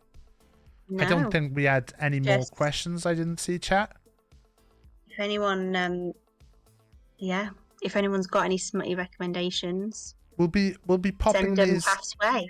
We'll be popping the like links that we've talked about into the Discord, and if anyone wants to ask for anything particular, like feel free to pop a question in there. We'll try and I'll get Rach to like look in and answer them. Yeah, but hopefully you enjoyed this, guys. This is something a bit different that we've done. So Thanks yeah. for having me on, Taff, and thank you everybody in chat for being so engaging and asking questions. I was worried that this would be one of Taff's streams that bombed because of me. So thanks everybody for humouring me. When you say one of And- my streams that bombs, that implies that there's many other But streams that there's bomb. been others. Shit. I mean, I'm really supportive. You do really good work. Yeah, I've enjoyed it. Thanks everybody. Thanks, Hen. That's all right. I've I'm just sat here thinking, have I got time to get a quick chapter in of my book before I go to sleep? I mean, you'll definitely be reading There's a always chapter. time. I'll stay up till fucking 2 in the morning and then. Well, I won't stay up that late. Who am I kidding? I'm But just yeah. double checking that I've got. Gonna pop. Is there any other particular authors that you would recommend? I'm just looking at who wasn't featured in your like list of people. So I can see you obviously had Nautica Knight, Harley LaRue, Adrian Wilder, Pam Goodwin, Dylan Page, Lucy Score. I've got from the list, and Chantal Tessier. Yeah, Elsie Silver. If you want like small town romance, I'm looking to see who I follow on Instagram. Devney Perry. Perry and Lucy Score. There's loads.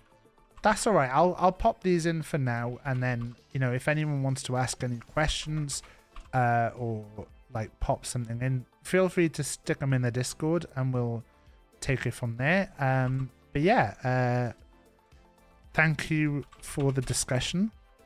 Hopefully, there's going to be some people I can see. A few people saying this is great. This is the worst possible way to start this series. Nothing can follow this. This was so good. This was lovely. Thanks, guys. Stardust Kittens Empire says, question what makes a Shrek sexy? I mean, look at him. This is Shrek wear clothes. Oh, he's got like that tatty. Does Shrek wear clothes? Remember? If you had to, like right now, what is Shrek wearing? Doesn't he have like a tatty jackety thing? Has he got a top on then? Is he topless under the Remember?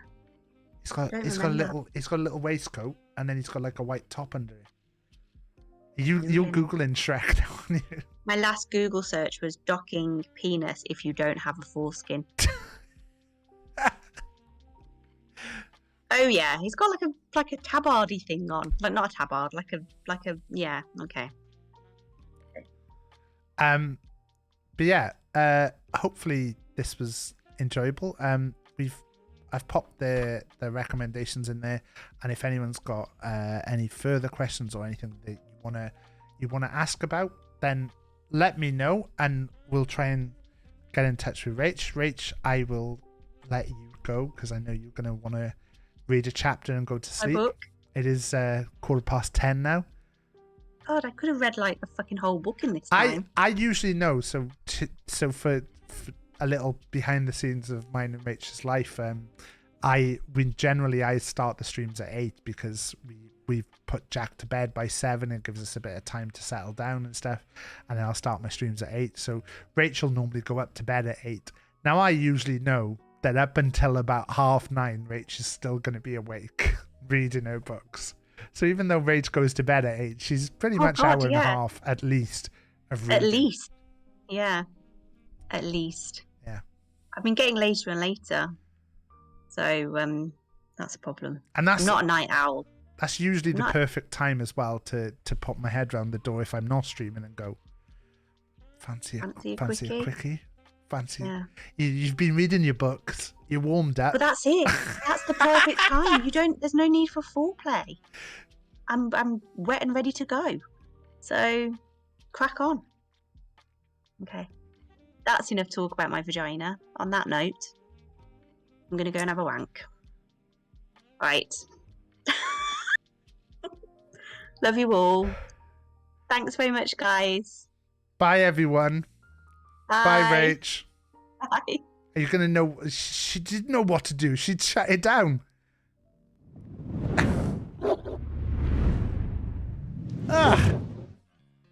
That was that. I thought that was all right. I was very worried about this today. And about how this would go. But I thought that was all right. If anyone would like to come onto the show, if anyone would like to come, then have a look at the books that Rach has recommended. But if you'd like to come onto the stream, I just got to stop pausing on the word come. If anyone would like to appear as a guest on the stream, talking about something that you love, I'd love to talk to anyone about anything.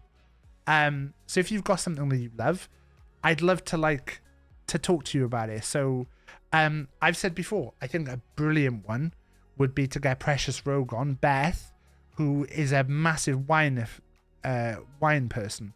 I would love to get Beth on and have us taste some wine together. I'd get the same wines that she's got. You know, if someone's got, you know, particular foods that they really like, we'll try and get the foods in and we'll eat the foods at the same time. You know, anything. This can be anything. There's no boundaries here.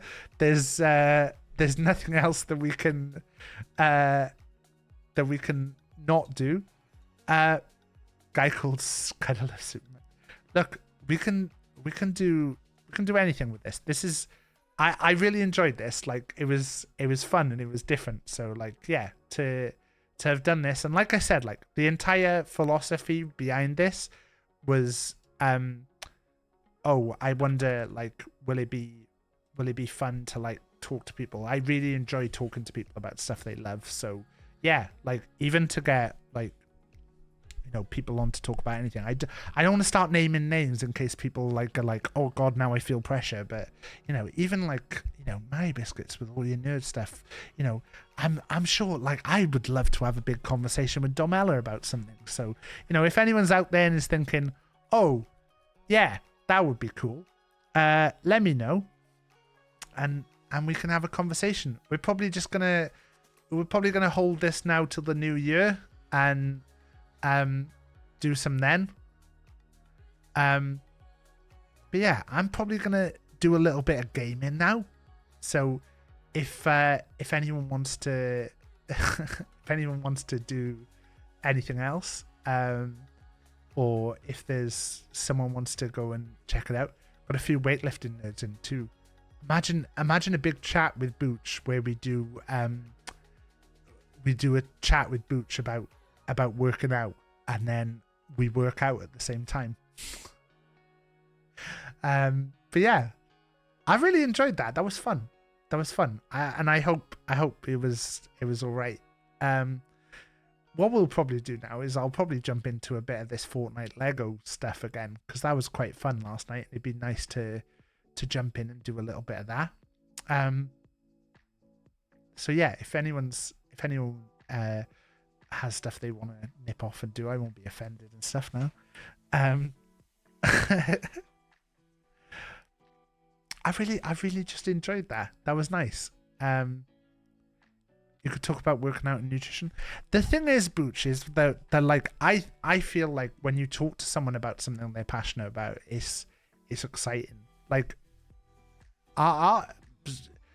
the smut books are not my thing, and I don't know if they'll be my thing.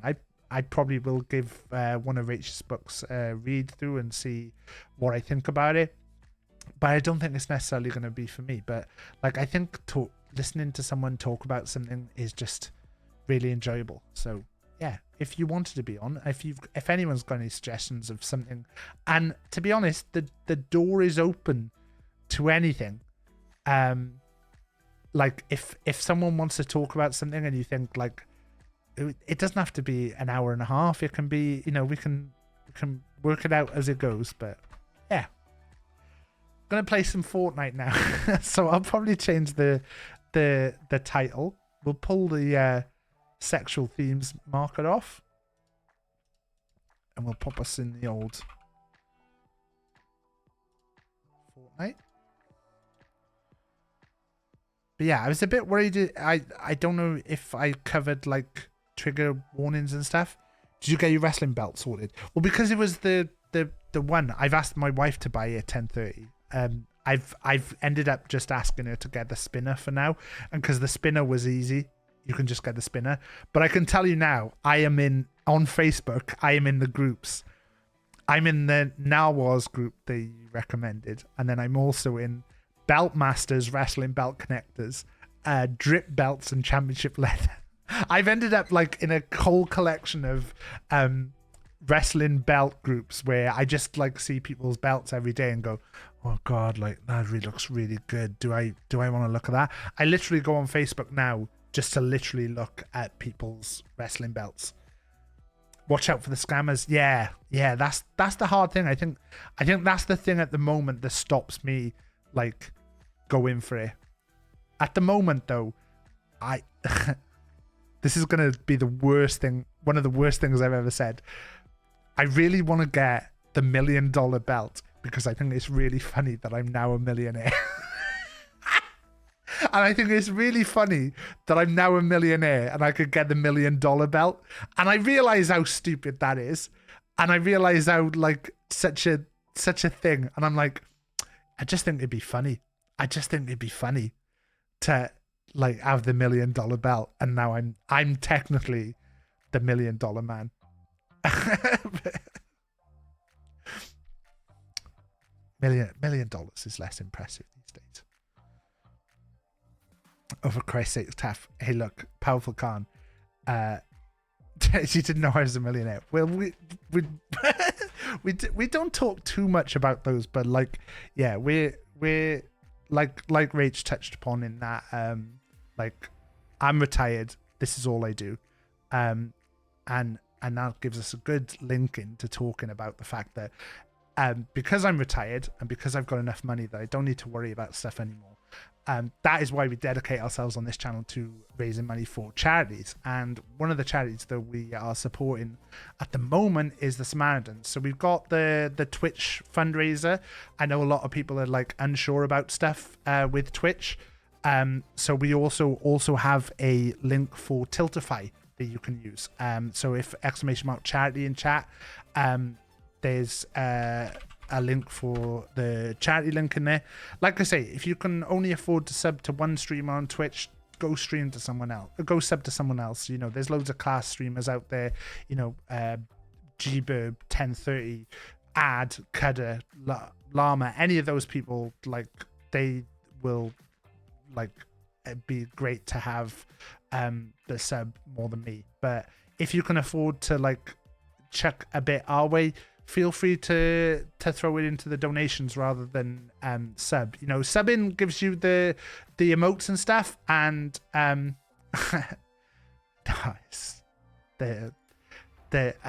A weird set of circumstances. 10:30. But yeah, if you can only stream to sub to one person, go sub to someone else. But if you can afford to chuck a bit our way, I'm not gonna lie, I 100% I appreciate the subs and stuff. I get excited by subs, I get excited by bits and stuff. I'm not gonna lie, I try and make them worth it for you, so anything I can ever do to do it is good. But yeah, everything we make on the stream goes to charity. We donate everything when we get the payouts. We do a payout any day now, actually. I don't know if there's one come in today and I missed it? No. So, yeah. Thank you, You're in the Mids. prime of your life, subbing to a prime streamer. Thank you, Had. Prime. And You're in regarding the Samaritans, next week on Thursday, thanks, Ad. And thank you, Mids, as well. Next Thursday, we're going to be doing a quiz stream. So I need to get the word out for this.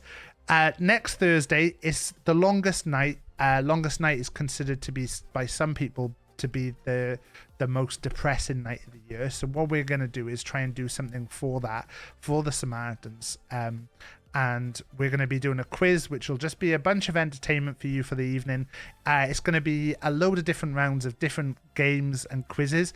If anyone wants to be a contestant for that, just drop me a message. What we're going to do is we're going to have a bit of a... We're either going to have winner stays on or we're going to do a little tournament. I know Domella had expressed interest in this when I talked about it ages and ages ago. A bunch of people DM'd me back then and said about being on. And so I was like, oh, it'll be better to do it this way. So I haven't worked exactly how many rounds there'll be, but if anyone is around on Thursday and is happy to be on camera and be in a little quiz, just let me know and we'll try and sort it. I will put a proper thing out there.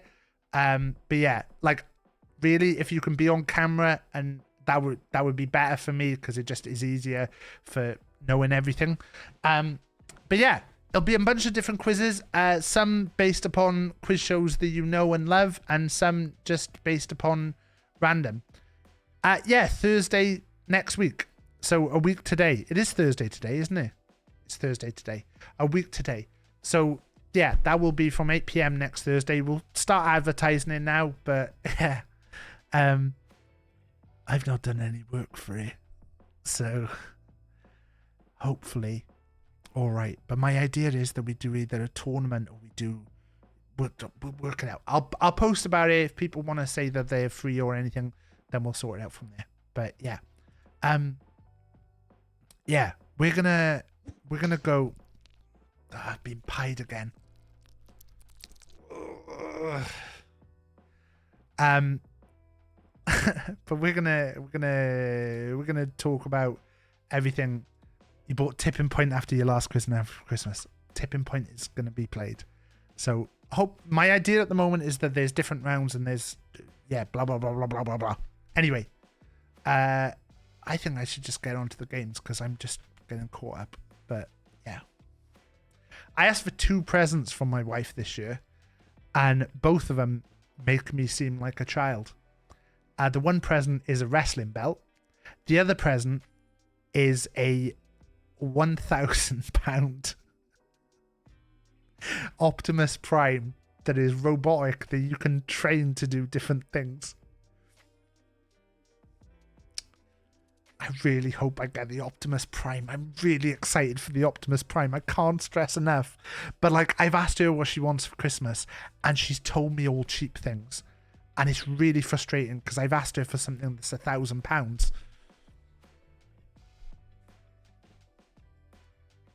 I have been a very good boy. Look, Rach said I'm the only good hetero man.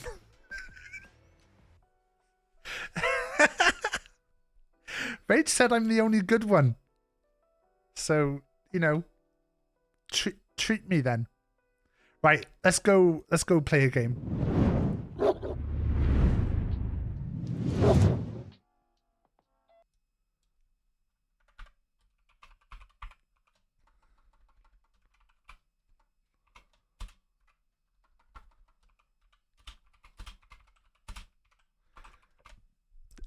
Fortnite is loaded in a tiny window at the moment, so I'm just waiting for it to actually load so I can load it up. Les is probably sat in chat now going, "Oh, I thought he was gonna load up Tarkov. There." Right, there you go.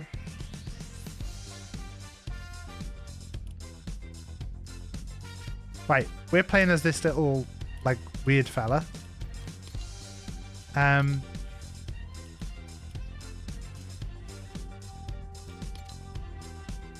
Try Lego Fortnite. I've done that. Have I not got that? Right, we'll just play him. Lego Fortnite. Cudder's playing. Has Cudder got addicted to the Lego Fortnite now?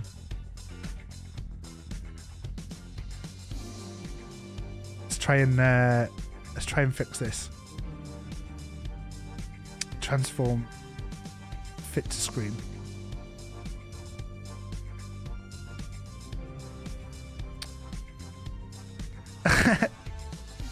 There's definitely a case of Bamo there, which we're not going to address. Why is it fitting funny on the stream? Something's gone wrong here. Bear with me a sec. Fucking some people. What have I clicked on?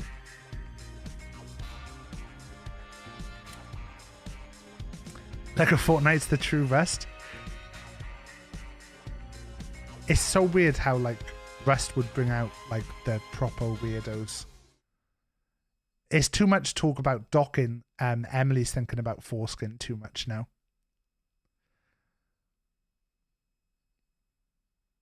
I've got just a big smile on now. I really enjoyed that stream. It's nice.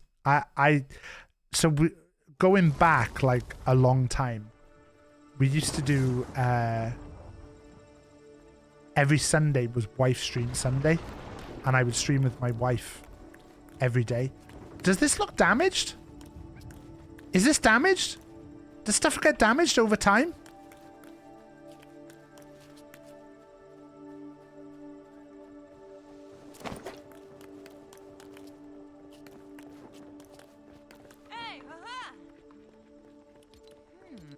Let's keep an eye on Beef Boss. Right, I want to open the door. Yes. Okay. Move out the way. Right, Beef Boss. There are plenty of trees around here. They're an excellent source of wood. How's your job? You've got the supplies! He's got corn! Beef Boss has done it! Fuck! Right. Let's...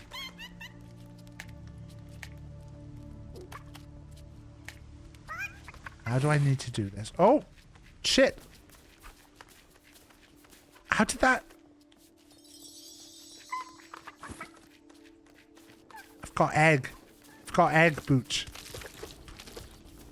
Right. We need to make some more chests. We don't have any kind of storage system on the go here. So this chest is going to be just purely for pickaxes. Nope. They can stack. Pickaxe, pickaxe. Okay, let's put shovels in. And that. Let's have a box that's just for weapons. So they're tools. So this is now tools.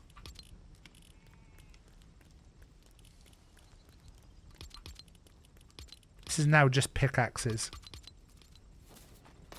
This box is axes. This box... Fucking hell, more pickaxes! Right. Okay, this one can be weapons.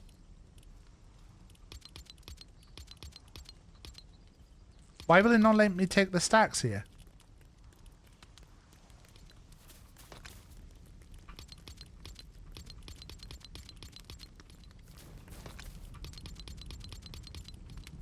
Okay, so this one is going to be tools because I can't put anything else in there.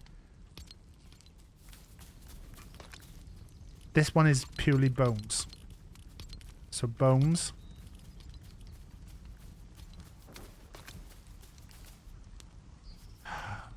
Fuck. Do we need to do something over here? Got a load of silk. So let's make silk threads. So that's making silk threads.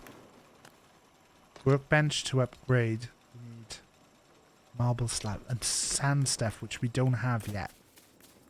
I'm tempted to like talk about like getting some people in to like play this as well. But I think at the moment, like, there's still so much to learn.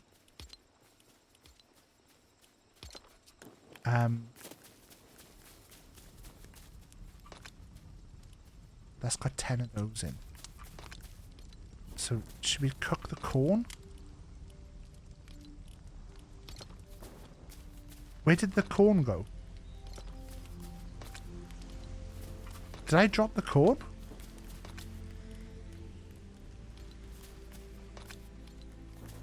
He dropped me 30 corn.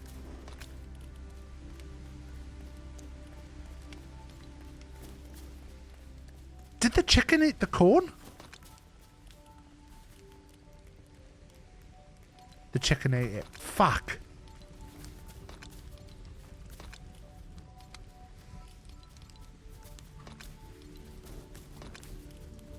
Fried egg. Just make loads of eggs.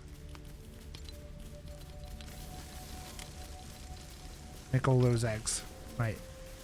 Oh. Right, okay. How's your job? Get wood. Get vines. Okay, this is good. No more bones in there. I need so many fucking cases. Where's the cat? Where's the cat, lad? Robin! Fucking Robin! He's back. There's cat! Meow! Get the planks. Right, he's done planks, okay. Fucking... Spicy pepper definitely doesn't look dodgy after today's conversation. I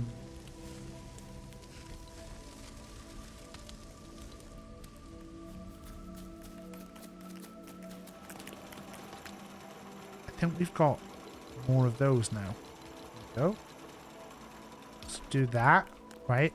So that's doing that. The chicken ate 30. Shit, that's raspberry.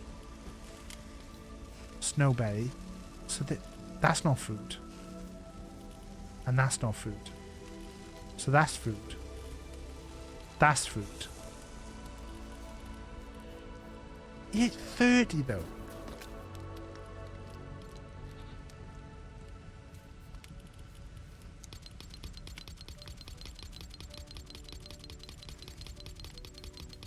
What's that flower? I have no like understanding of how to get my inventory management working on this. That's an immediate chest.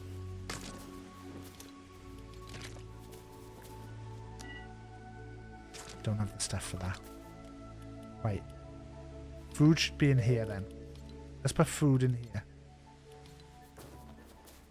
I'm hungry. There's loads of corn cooking.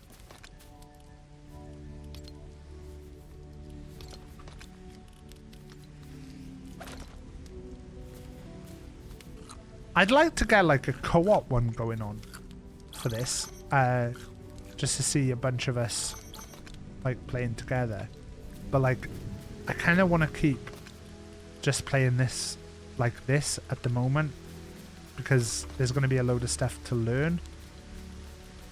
Right, planks, planks, planks, wood, not wood, and then take all that. Play at an extremely high level. Well, there's been a lot of talk in streams today about gamers. I think, David, you're definitely in the gaming category.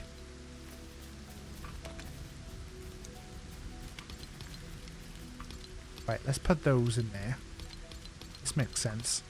And maybe we put those in as well.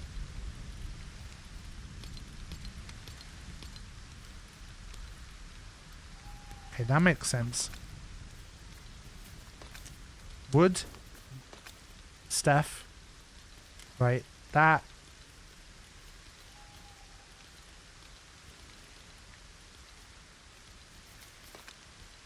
Weapons. So foodie stuff. Do I put vines in there? Vines feels like a different stuff. Yeah, this is the thing, David. When you've been around gaming for as long as we have, I was like, I've been gaming longer than some of these people have been alive, and I was like, it's not even a joke anymore. Like, it's not even a joke. Like, I have been gaming longer than some people have been alive. Like, on Twitch. Right, we'll let these 3 make, and then I think I can make some wool thread.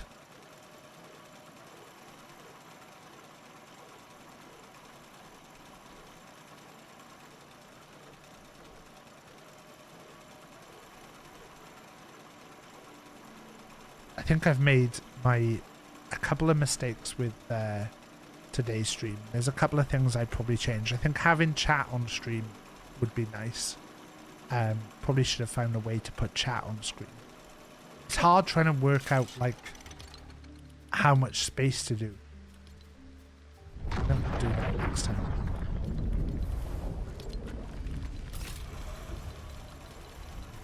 So make that wool, and then we can make cord from that.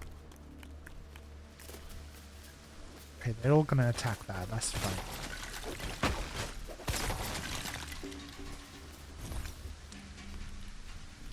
So I need like another. I need plants.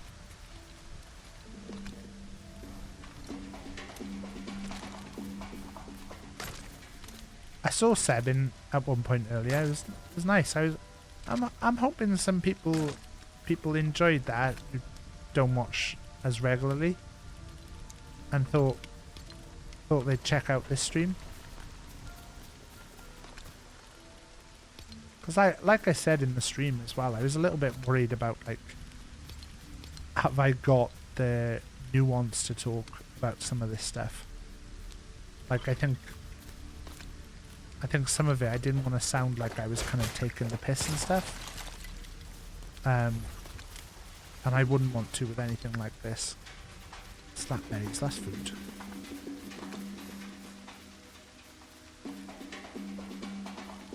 I'll take the corn kernels, put the corn kernels in there.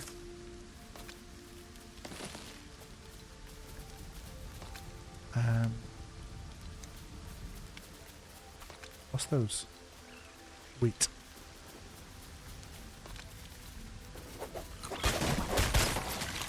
I've just eaten an egg by mistake.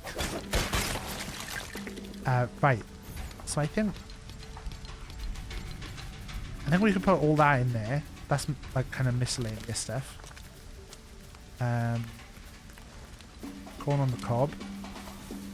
Make that. And then I think what we need to do is look at a recipe. What is everyone doing now? What are all these people doing? Mouseleys, how's your job? You started work. Aurora.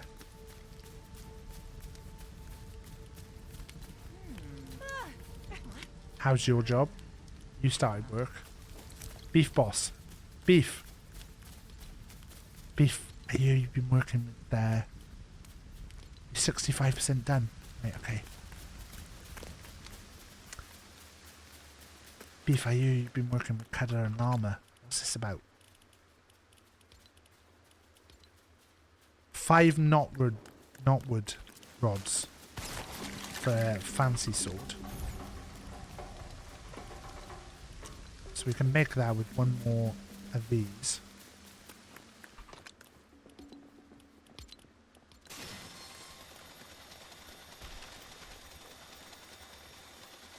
Some.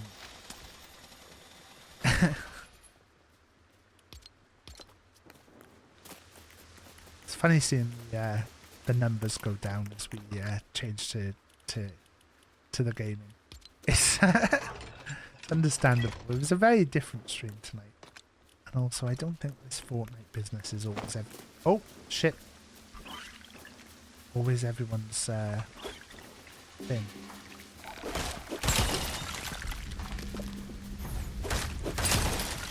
I want to get to the like making vehicles bit. Because I've seen people can make vehicles.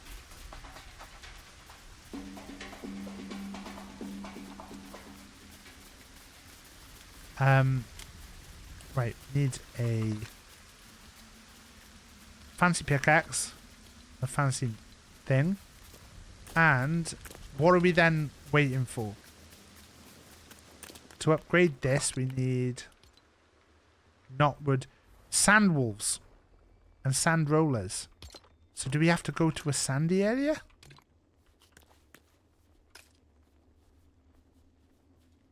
I mean, that would make sense of being over there, right?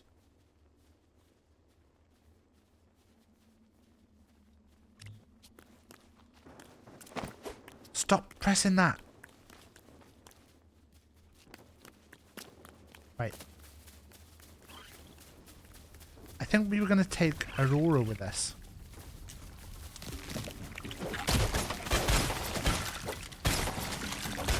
Should we take Mouse, please? We'll take Beef. No, Beef, you've got work to do. Let's talk jobs. Let's explore.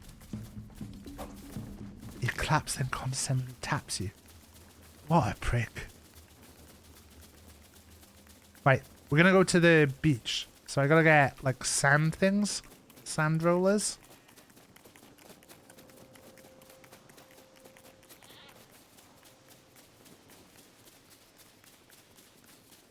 I think that chest is one that we've already done. Is this a roller?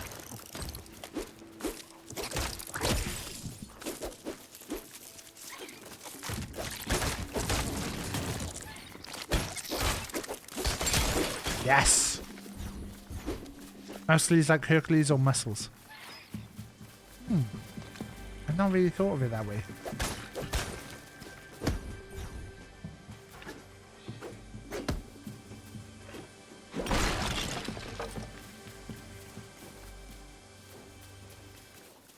It still made the noise even after it was dead.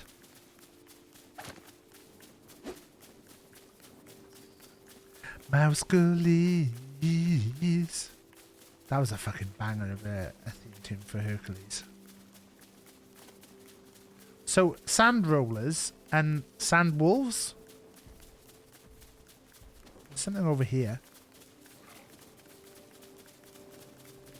Oh no, that's a big boy, see. That big boy fucked me up before. So it can't be him. Is that a sand roller there, look?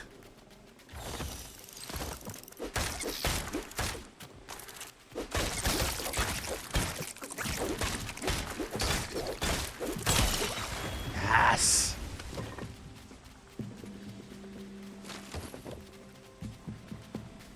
But yeah, it'd be nice to get like a little server with a bunch of people on. If there's anyone who's interested in doing a little bit of a non-stream server for this, let me know, because it'd be... I believe you can connect up to 8 people.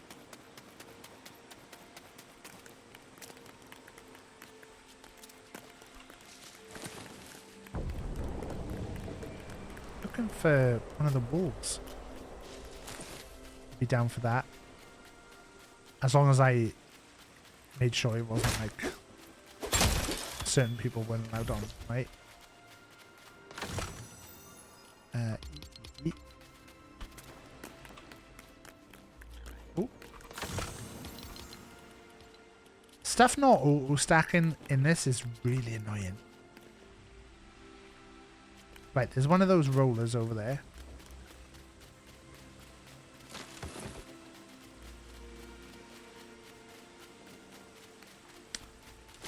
So there's a thing over there which... Do we have to build like a ship? Oh! He went in the water and died.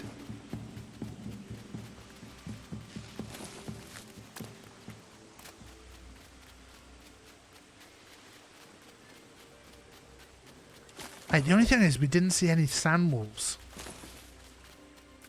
Do we have to keep going along the beach?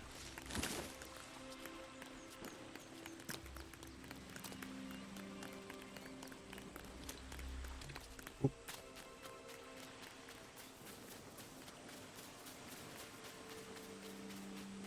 What smut is this video game based on? Oh! Oh! Oh, it's baddies!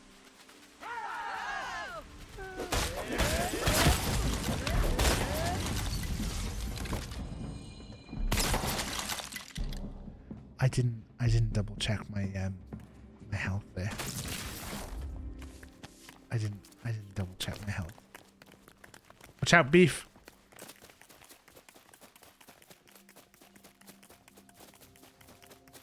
Going back.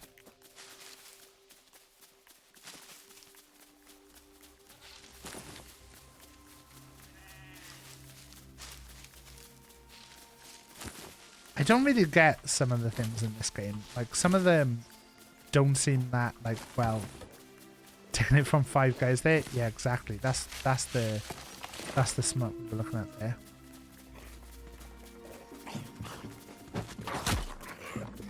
One dwarf, Five Guys.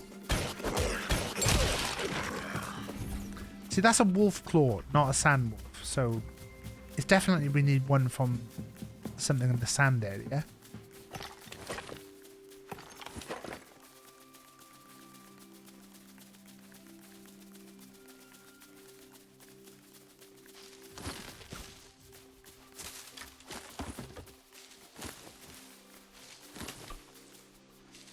Can you, in the like multiplayer thing, if you set that up, can you have like 3 separate like village bases? Do you have to have like your own?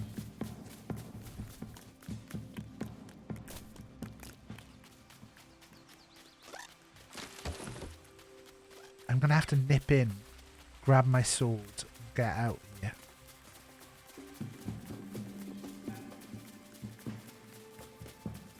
Quite a way.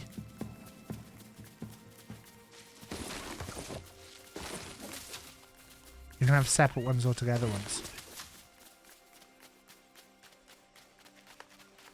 I think I can pick up something. This is... Is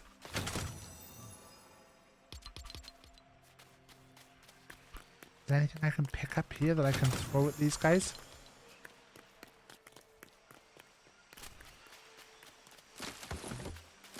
They just need to be quite far apart. There's the marker for where we are. I don't know if those guys are going to be there when we go back or if they're gone away now.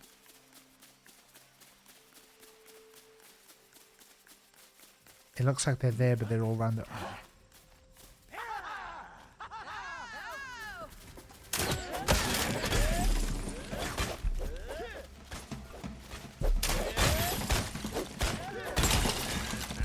There we go. There we go.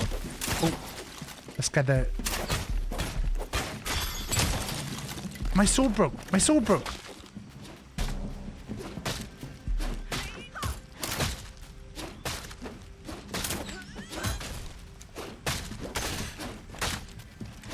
Wait.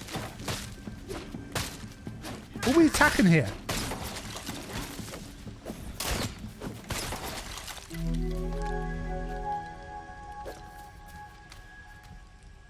I thought there was a good person there.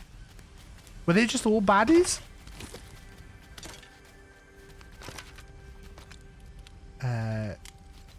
Drop that. Drop that. Put that there. Take the egg. Loads of swords there. Is there no way I can give Thingy a sword? Ooh.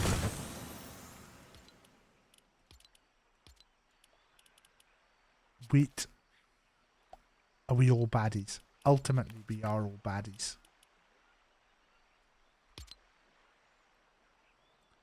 Oh, you can press M to merge. And it merges all your stacks. Hello, Ash. How you doing? How is Pulsey? Have you seen Pulsey today? Has Pulsey been just on Cookie Clicker?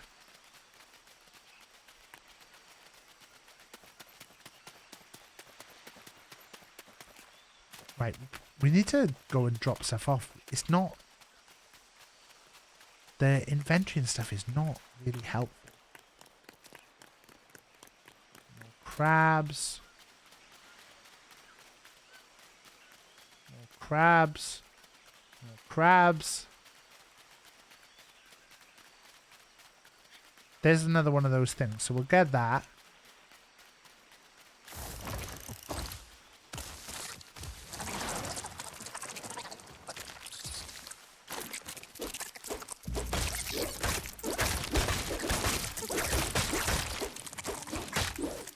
Watch your hearts, Taff. Watch your hearts. Right. Let's go home.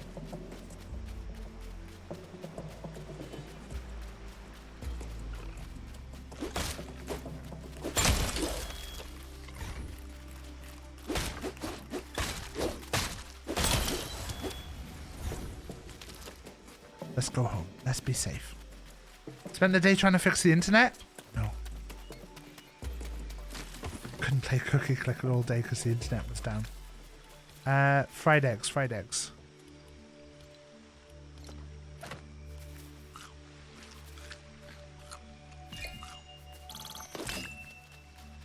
One more of these things here.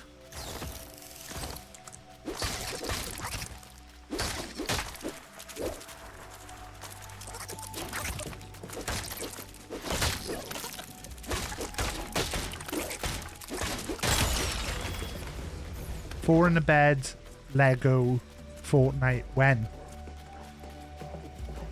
When are we getting four in a bed, Lego, Fortnite? That's the question.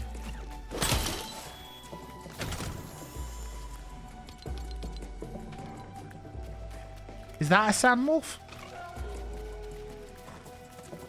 Oh, shit.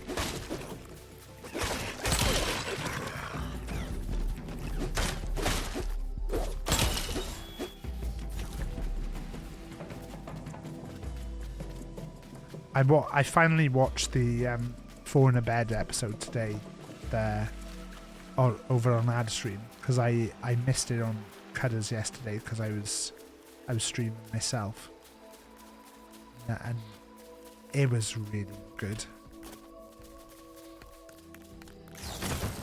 I'll even go as far as to say, like, annoyingly good. Like, annoying, and when I say annoyingly good, I mean in the way of, it made me go, oh, I want to do that. I want to do that.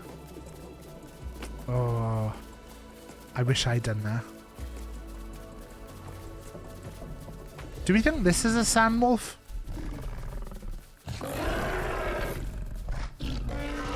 This can't be a sand wolf, right?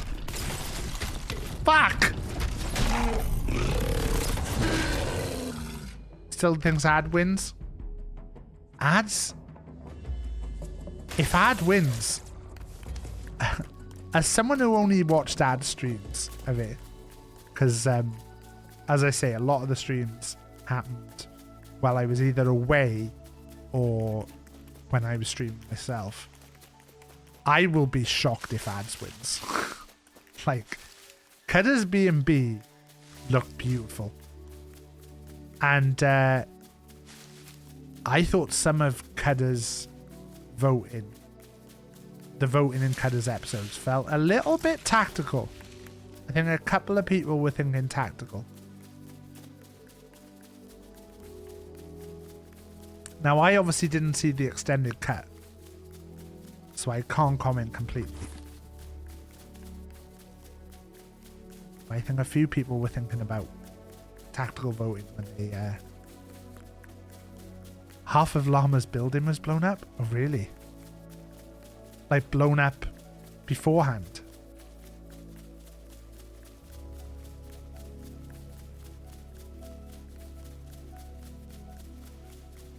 It's really good though. It's really good. I thought Cutters' shower, very impressive. Anything where, like, people used, like, I really enjoyed, like, the way Funkle was playing it, like, on the episode, of, like, you treat it as if you are actually on an episode of the show. And Funkle, like, I really hope to see, like, people getting upset that when they go to when they go to ads that they have to go through a tunnel of water to start with.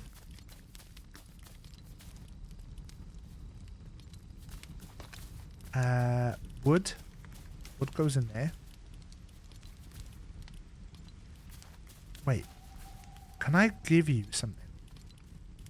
Take this. The short sword. Who's that? Sprocket, I don't like you. I don't want to talk to you.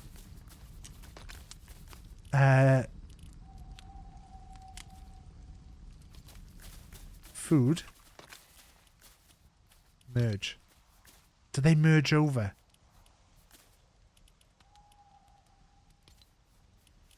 They didn't merge over. Those. Corn. Corn, no. We put corn in here.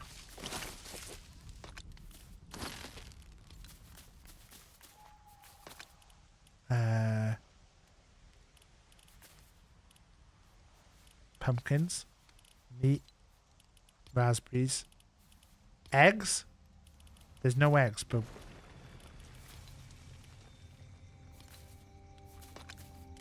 pickaxes.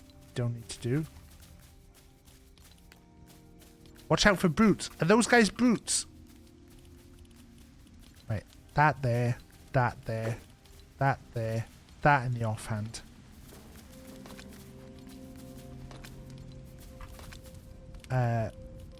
That there. What's that noise?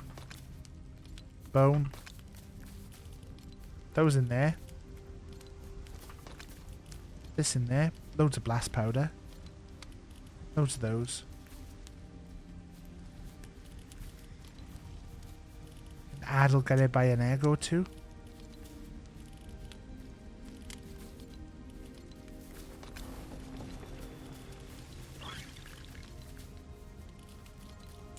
I really felt there was a little bit of tactical movement. Right, what do we need for this? We need not root and granite slabs. So I actually need to go back into the caves. So there's a cave over here. I don't know if cave stuff regenerates or if, like, once the cave stuff is gone, that's it.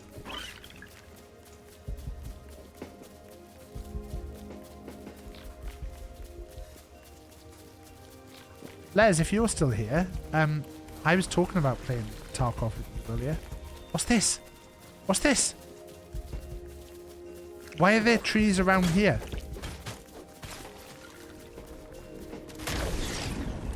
It felt really weird playing PUBG today after being playing Tarkov. Because it really felt like such a different game. Right, it doesn't look like stuff regenerates in here.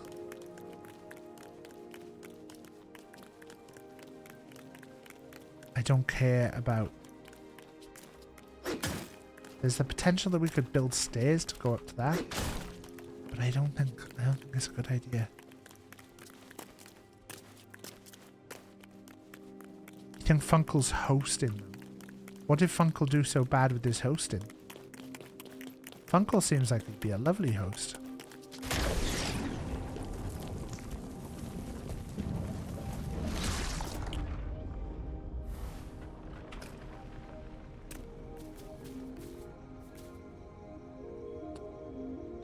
This one over here, maybe?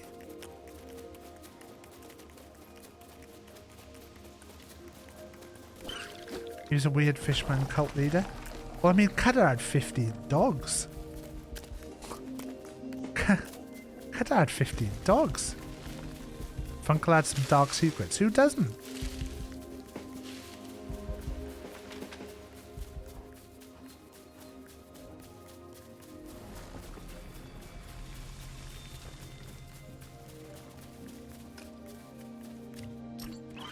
Here on the right, on the left.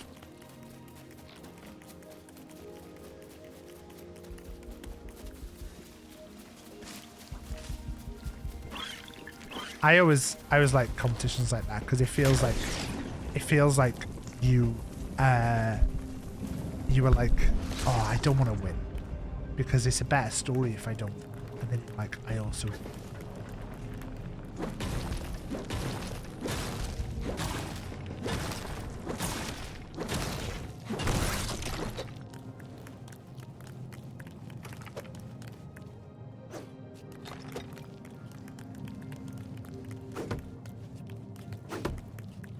Wait.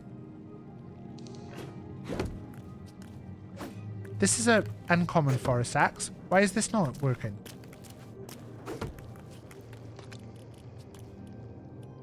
It's a common forest axe. Brought the wrong axe out.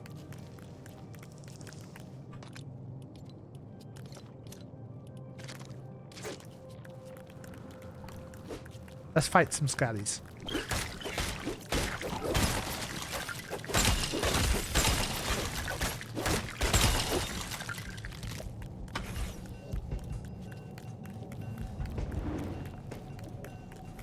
What's this? What's this?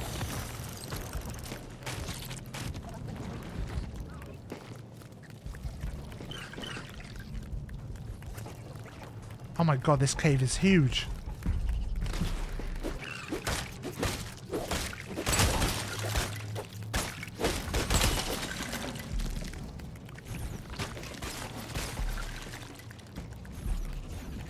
Wait, is this? These are common pickaxes that they're dropping. So they're not dropping fancy stuff.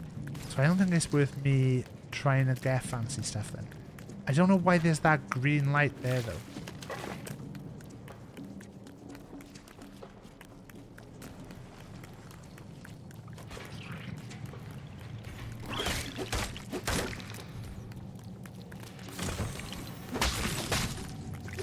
Ah!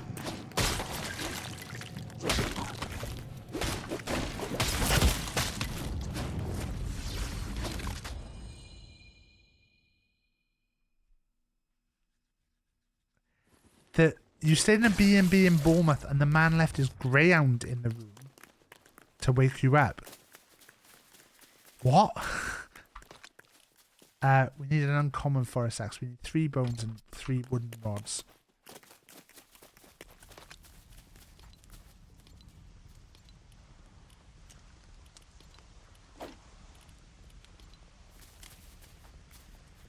I think we can get straight back in there.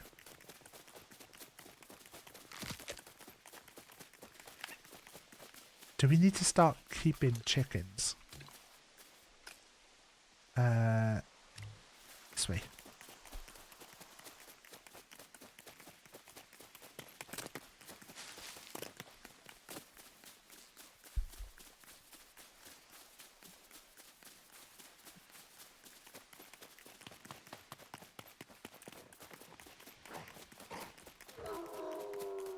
I need to get better at dodging. I'm just not a dodging guy.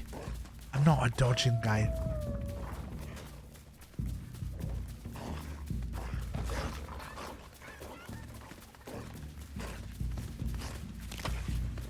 At 8:30 the dog came the dog and he told us we needed to check out. Fucking hell. Oh shit, I forgot we haven't so we died here.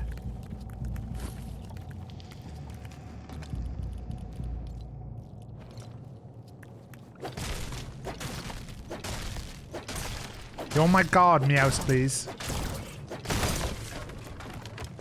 Your job is purely guarding.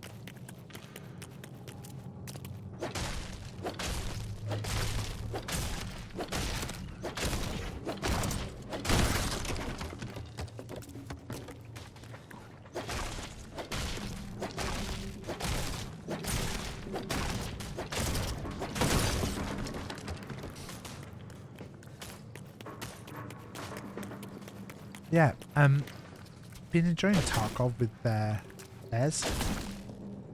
It's a very different game. Like I was saying to Les, I don't consider myself good at shooting games really, and he said it's more a stealth game. Really.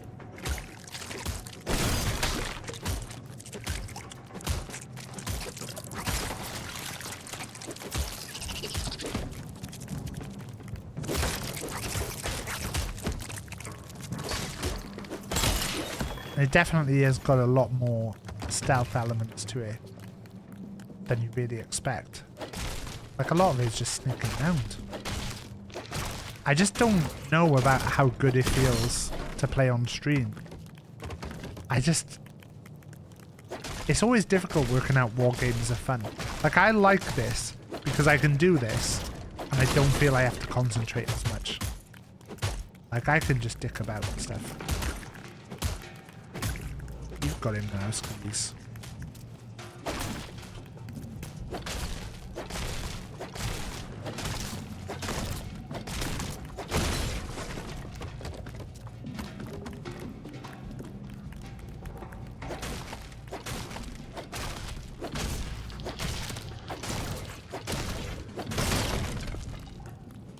But I don't know, is there like shitloads? Is the map huge on this?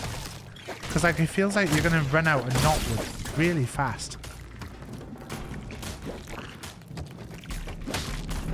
Oh shit, shit. Mouse please!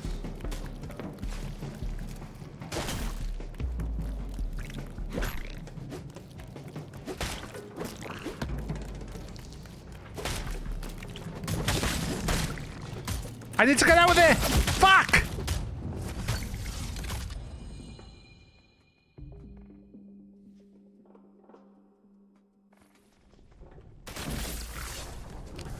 Beef, what are you doing in my bed, Beef?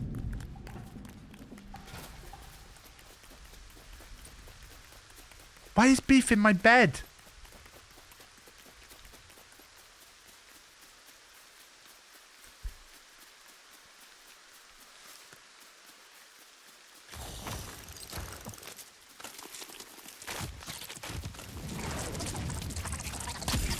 Fuck off! I was ignoring you!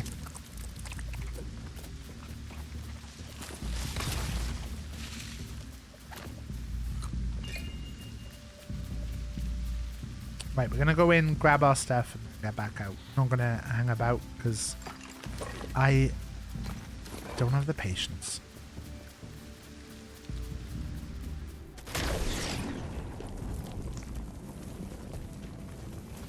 There's definitely like a good game within this. Like, I think the game itself is quite clunky at the moment, but there's definitely a good game somewhere in this.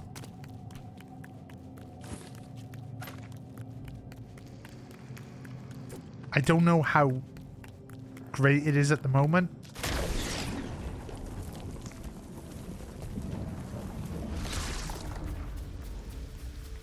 It still feels like there's something that feels off with a lot of stuff in this game.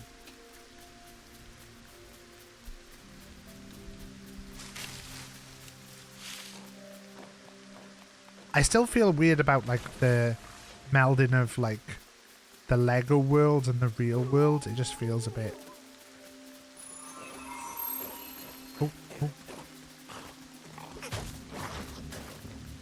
Oh, I thought I heard it.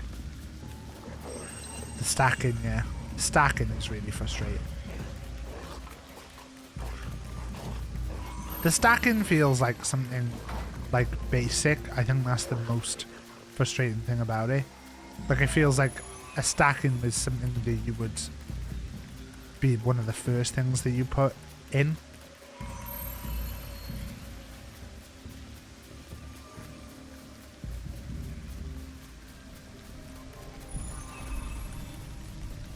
Alarma! Alarma!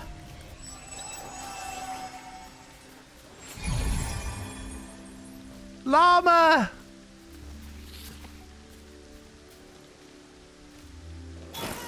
Fucking hell.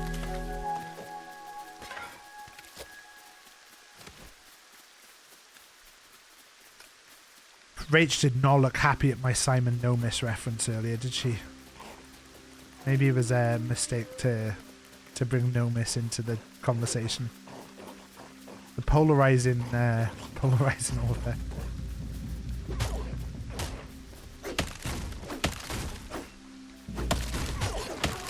You get him, Mouseleys.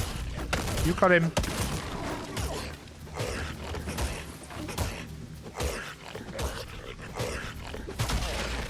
inventory full.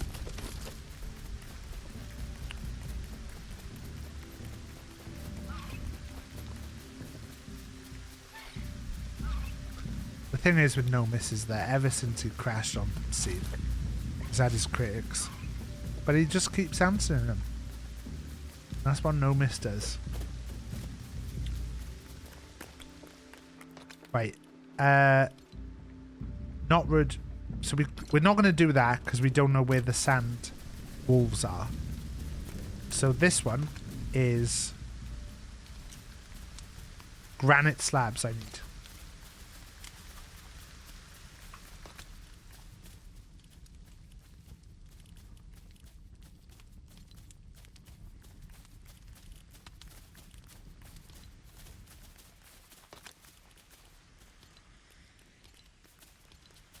We need a place over here that I can just throw all these.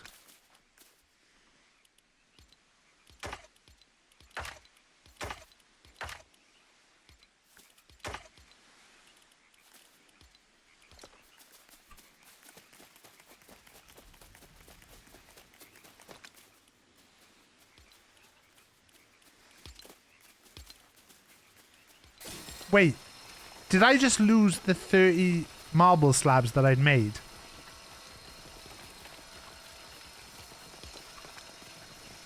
No, they're there. Okay.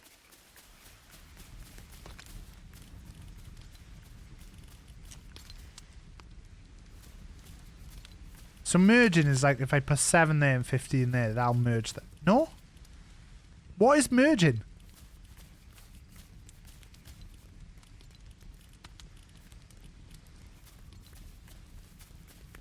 Right. We need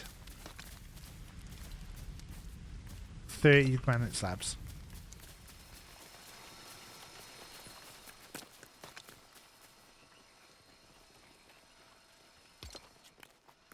Can this be upgraded? No. What? Oh, they have their backpacks on the bed. So Paul salty bit of grill on a dynamic foundation. What's a dynamic foundation? Is that the stuff for making vehicles? Pleasant Park. A bungalow. Ah.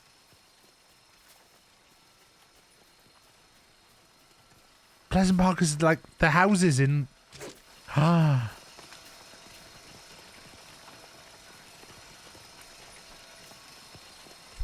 Oh shit, what have I done? The game is just broke.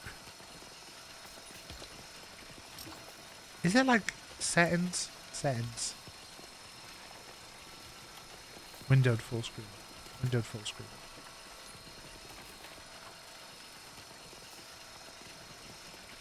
But that isn't my desktop resolution.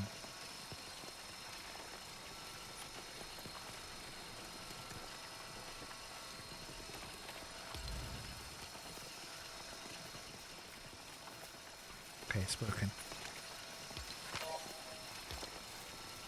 We can build a grain mill.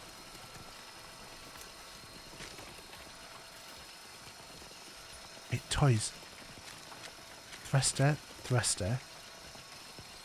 Foundations. Floors and roofs and stuff. Decorations of rug. Wool. Do we need to build like a pen? Grain mill. Juicer. We need 30 of those things. Take those. Why are you just standing there, Beef? He's telling me his thing is broken.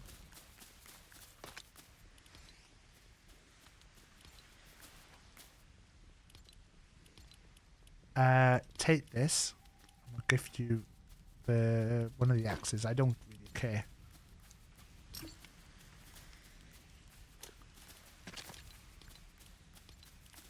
So these are just new roofs. Is there like...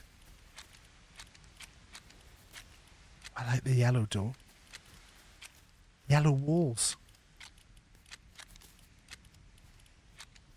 I'm so easily impressed.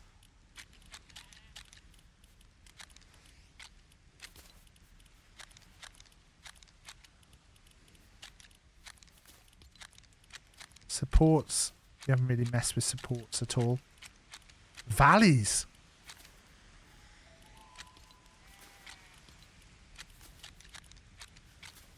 Little books. That's nice to be able to do little books and stuff. I think you have to improve stuff to... Who's this fella? Silas.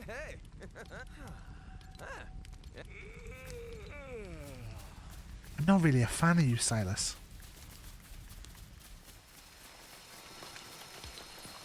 Right, we've got another 14 of these that we're waiting for at the moment.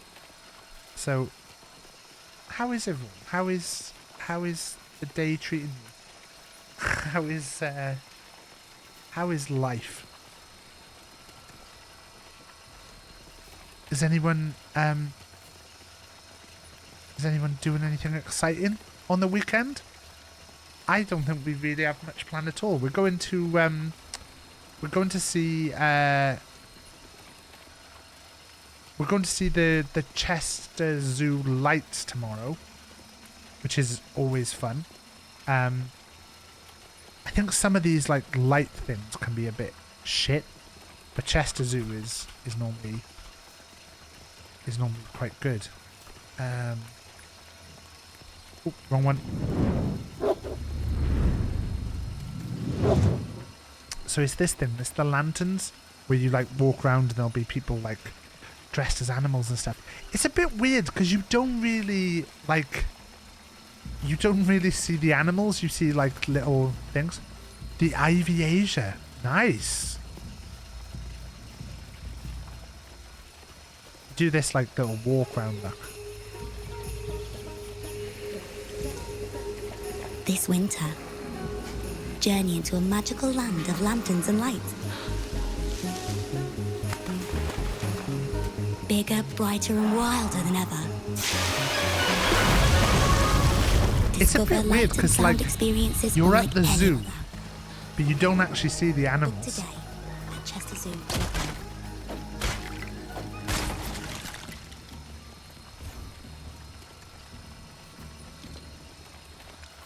It's alright, that was just our pal killing some people. But yeah, it's usually quite fun. Like they'll have like these lights out like this, and you'll see like people dressed as animals and stuff with puppets and things like that. Usually get a nice picture in the wall of lights, but you don't really get to see like the actual animals. You don't get to see the actual animals. You're just kind of walking around the zoo. But we really enjoy this. We're going for two times this year. We're going to go on my birthday as well. Because I wanted to do something that we'd be able to include Jack in. So this was my idea.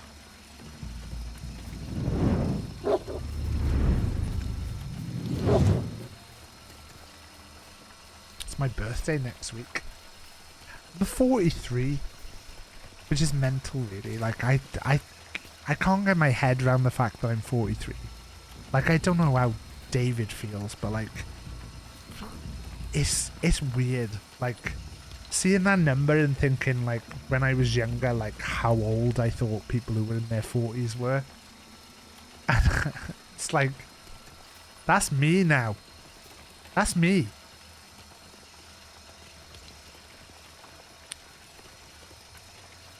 But yeah, it's kind of bizarre. You look back on it and think like my mum and dad had me when they were 20, when they were like 18 to 20. Bit of an age difference between them. But like I look back on it now and I go, they fucking did so much. Like I haven't got a fucking clue. Increase the village rating. Knoxville. We actually can do this if we add more things to our thing. We haven't got another place for another villager yet. What did we get at 6? More stone, and they can smelt. Okay, so We've got to build some cool stuff. Why don't we build one of those like really fancy houses? The pavilion, detached garage. Pavilion sounds cool.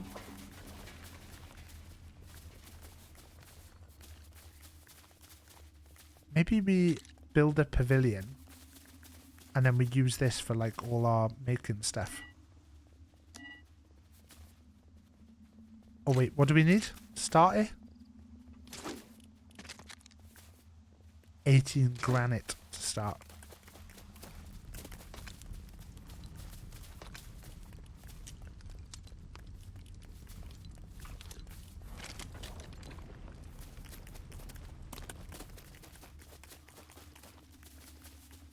Can use this as our like where all our making stuff happens.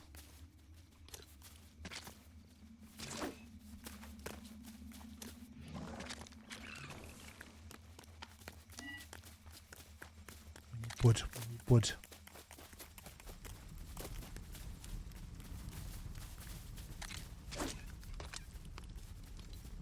Let's take those. Let's just take those. Let's take those. Let's take some marble, some granite, some marble slabs. Because I feel like we need it. We'll put 30 more granite slabs in to do. But it's weird to think, like, I always used to think people who were in their 30s had their, like, head screws on and knew what they're doing. And now I'm in my 40s and I still don't know what the fuck I'm doing.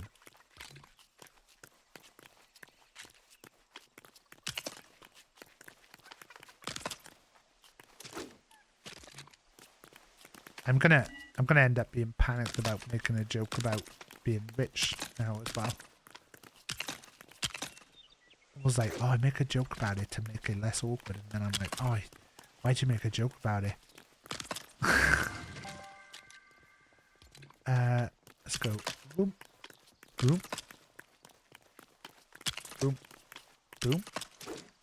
These. Oh, more wood.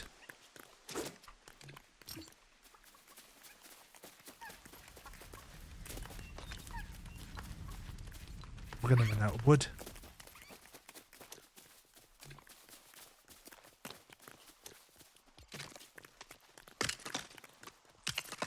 But yeah, it was a really enjoyable stream today. I know there's been a couple of people had mentioned to me previously about doing some stuff. Pickle B was talking about doing some really interesting stuff. And I think the thing is with the format, hopefully, like, we can get a real varied group of different people talking about stuff. Like, I'd be quite happy if someone wanted to just talk about football.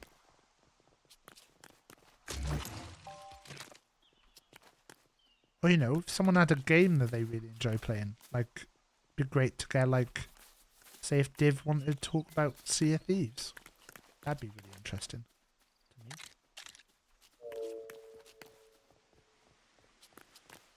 Why can I not fit this?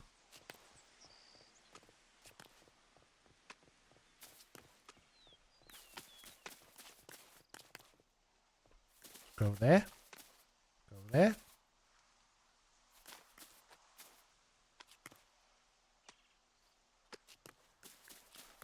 Why?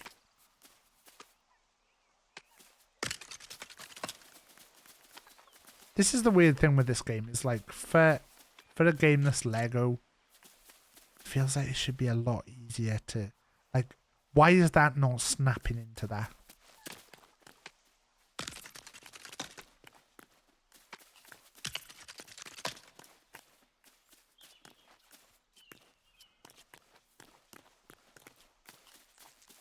It's frustrating that it feels like I have to get the right camera angle. Run out of wood.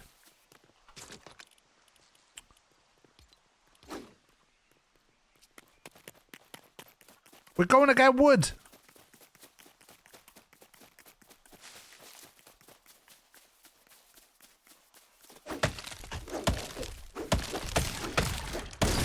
It feels like for a game that is like based around Lego, that should be like one of the things that they like is #1 priority, to have things snap together easily. Because that's like Lego's entire thing.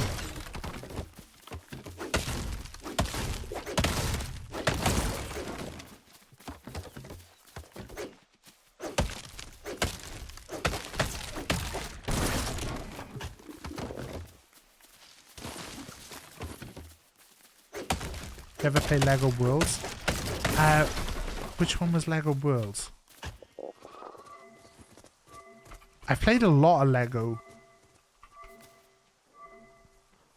Was that the one where you could make cars? I starved to death because I was looking up Lego Worlds. It's fine.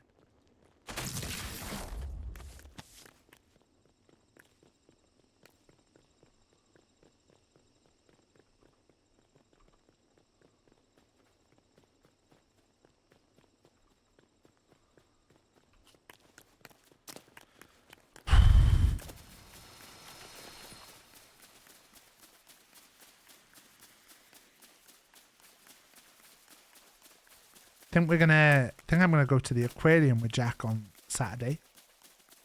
In fact, Willow, are you in chat? Might be a bit late for Willow.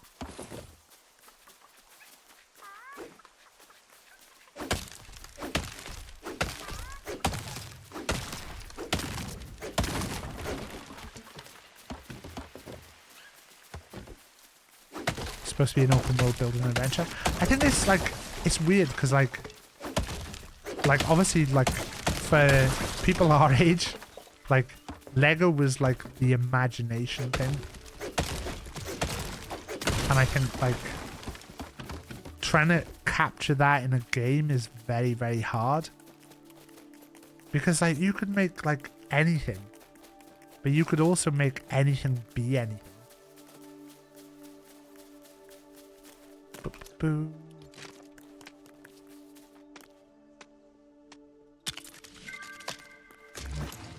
What we got next? More arches?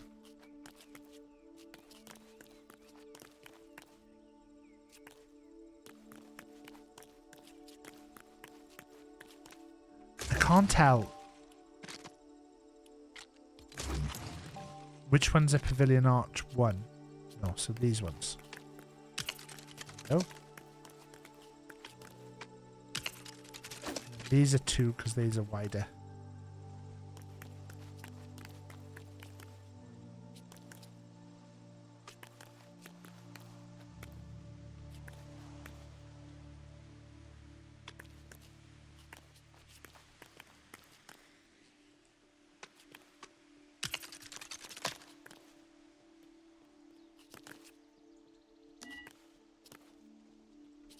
What's wrong with that? There you go. Pressing the hips, so they've got to be the corner ones, right? Easy.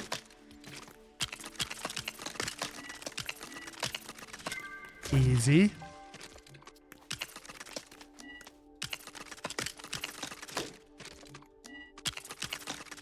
Easy. So now it's the bits on the top. So this is what's annoying, is that now I have to get on top of the building. So I can't see how I get up there without building something.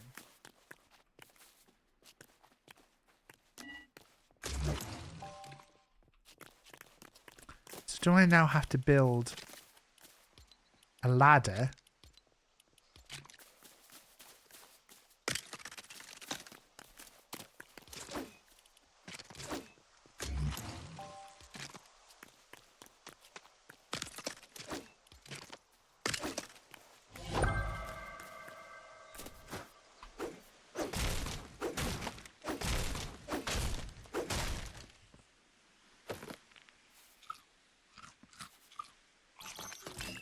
Now, annoyingly, it's easier, it's better to knock these things down with bare hands.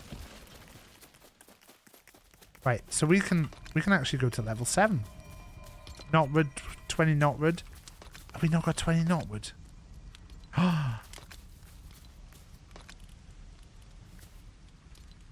We got 25. Not wood robs. How many do we need? 20.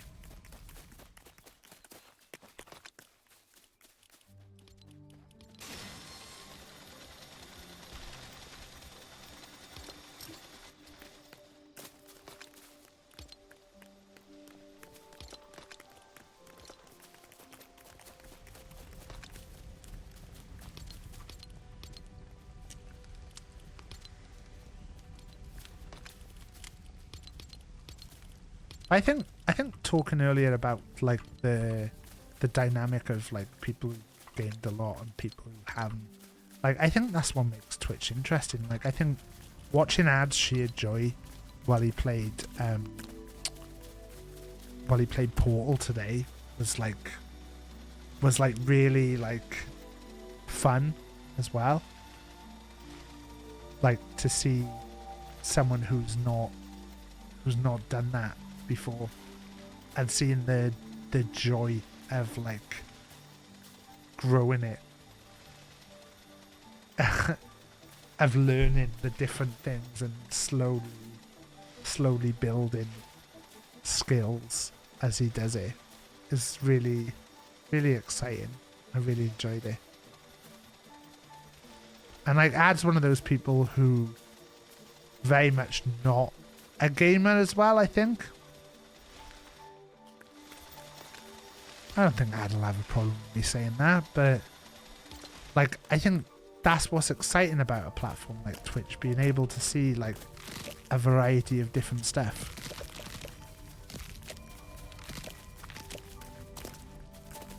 Like I think obviously we have like people who do so many different things.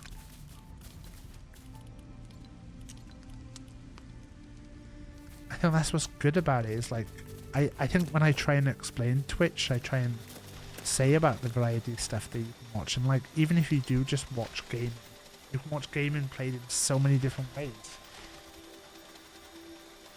Like, I think I'm a bit of a, like, I'm a bit of a, like, I like to check things off. I like to get things done. Give me a game that's got a list of things to do. This is perfect for me. Like, telling me, right, you've got to upgrade your building. Like, it's giving me something to do. That's what I'm working towards right now. That's what all my aim is towards. And that's what some people like. But some people just like to chill. Like, I've seen people play this who didn't even build their villager thing until they got all their house stuff built. Like, how can you do that? 20 marble slabs are in here.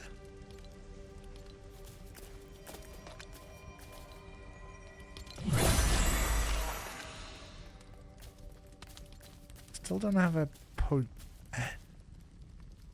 ooh. A rough amber. A gem found atop the Dry Valley Mesas. What is that? Let's have a look at what new stuff we've got.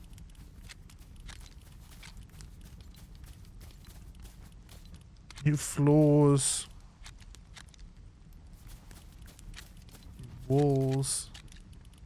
Loads of cool walls. Stairs, fences. What is in toys? So still there's stuff there. New bed. Drowsy bed. Coffee table. New seating. Toilets, tubs.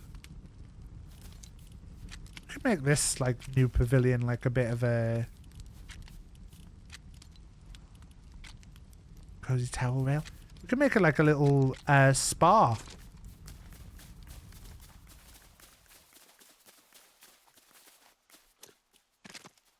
That's what I'm gonna do.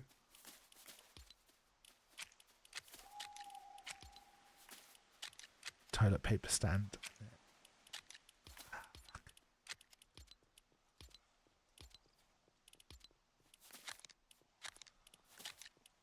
We could just put one toilet right in the middle of it. Look, I think just a couple of these in here. This will be nice. How much marble have I got? 30? Plus another 22? Fuck yes, we can make some toilets. Let's go with maybe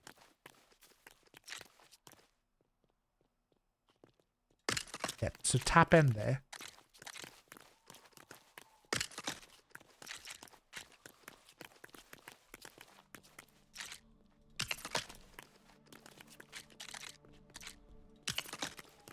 And then dead in the center. Ah, someone's not gonna see.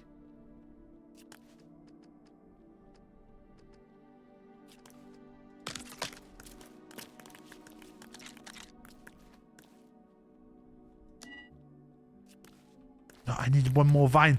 Need one more vine.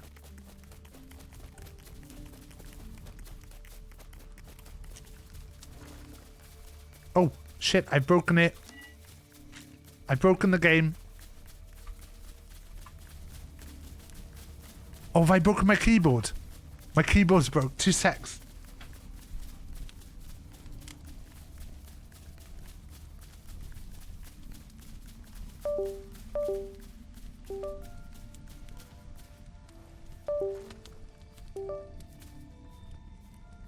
I was like, why am I constantly running forward? Right, we need one vine.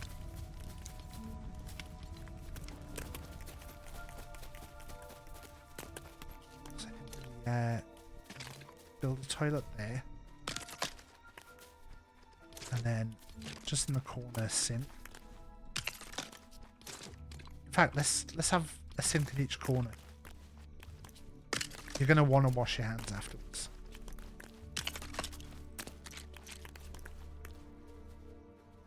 We haven't got enough marble. Fuck. What about some lighting? Put one there. And one there. Maybe one at the foot of each bath. Oh wait, that bath's the wrong way round. And that bath is.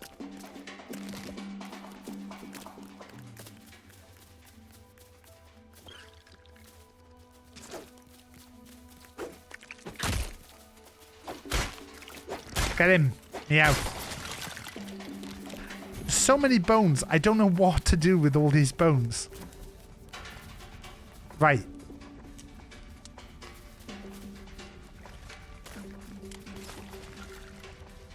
Don't know whether to go on a mission to try and find these rubies.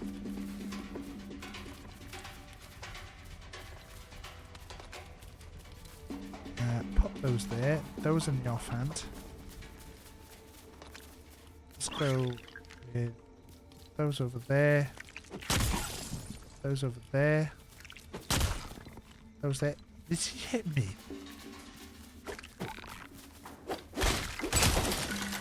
Fucking hell, Meowskles. That. What was that? I thought there was someone talking to me.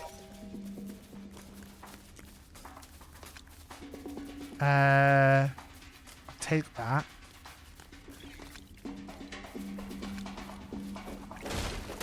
Transfer that. No wood.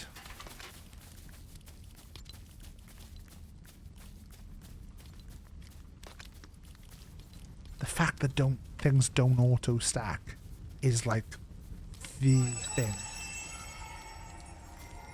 Fucking.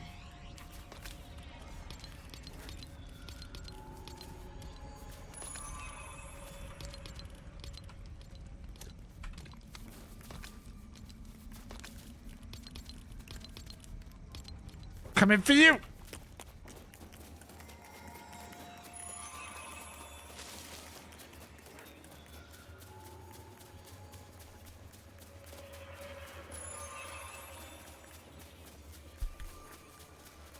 I can only hope this takes us to another llama.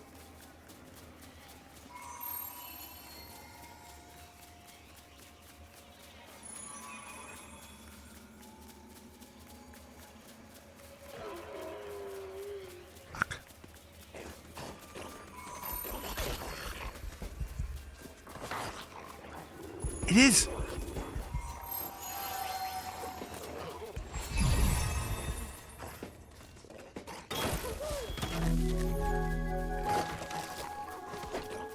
Oh, we got a shield. Take that, fucker. Right, I'm gonna have a bit of an explore. Are we looking for like a desert biome more than anything else?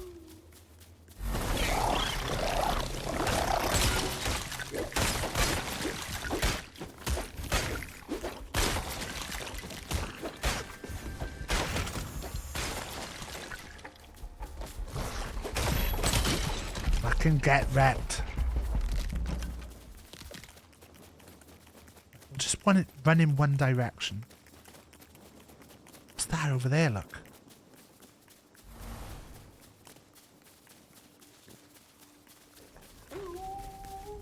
They're all attacking the dog. This is quite good for me. I might just run past. Now, I don't want to get distracted here. But what is up there?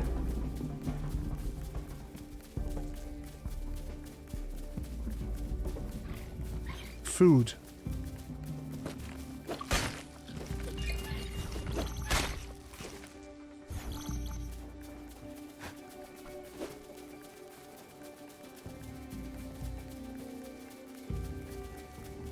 Pig.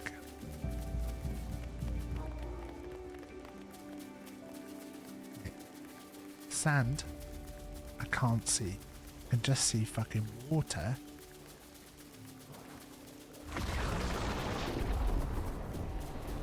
Oh. What's that? What's that? Is that like the... Oh!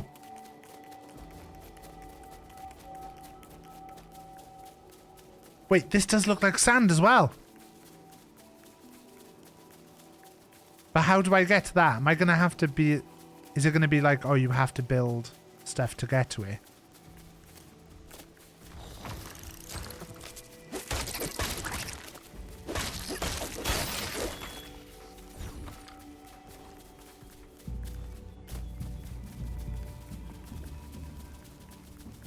It's gay! It's gay! It's bloody gay! How do I get up there? What's this? It's gay, look!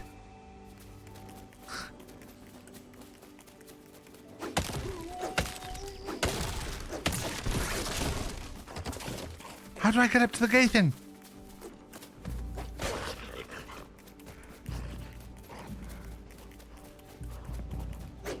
It's gay, Emily!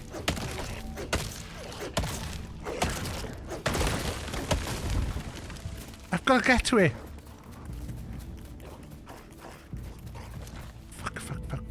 Fuck. Stairs.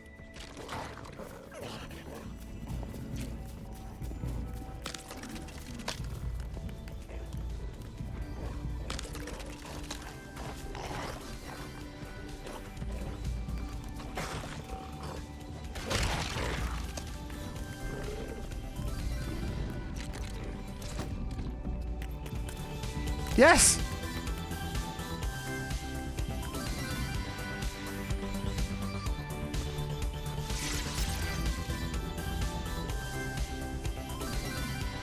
It's gay! Back in pride. Be you. Be proud. Be whoever you are.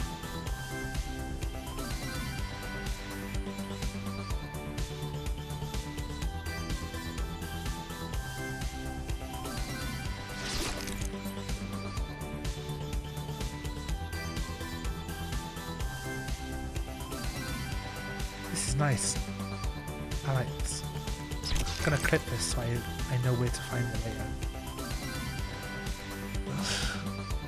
Can I attack it from behind?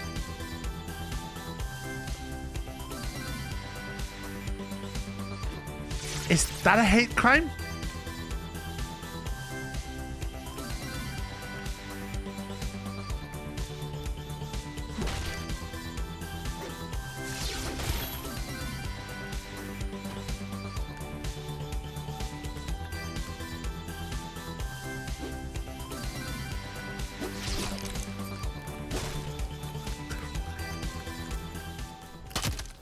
We were just making sure. We were just making sure. What's that? Does that blow me up in the air? Fuck yes. I should have looked more round while I was up in the air. Right, we needed sand walls. Going over because I can see this little house. Oh! Is Amber up there?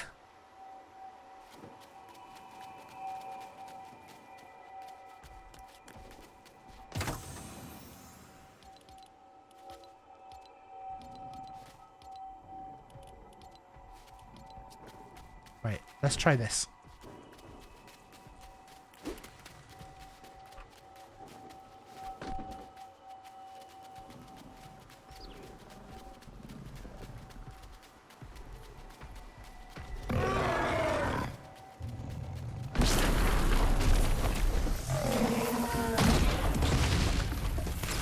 That didn't take any health off him.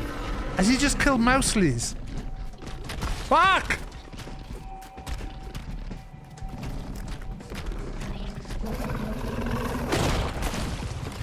You are hot. Thank you. Thank you, game.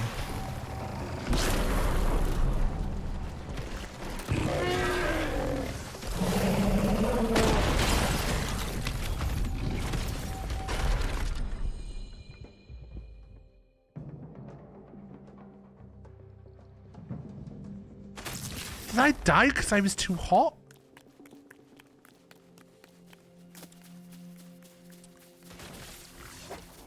Mouseleys! Meowscles.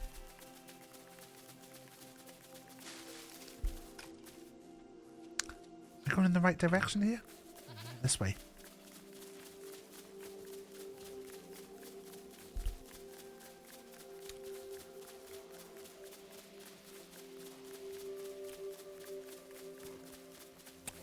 I feel like, for now, my feeling on this game is that they're trying too much. I think they could have made it a bit simpler. I understand that, like, this would look a bit shit if it was just pure Lego.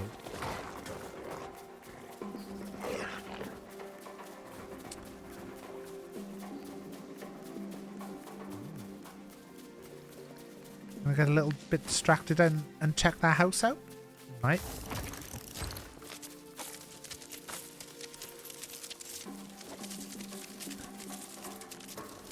That's my thing for my house, right? My bag. What we might do is we might go and get our bag, come home, and then wrap up, because that'll be a nice, nice amount of time for the stream.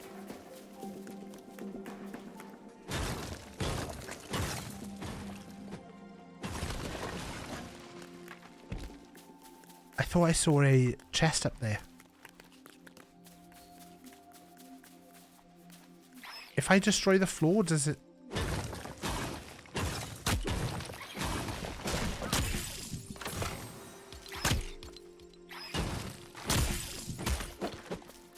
Mouseleys, you're meant to be protecting me.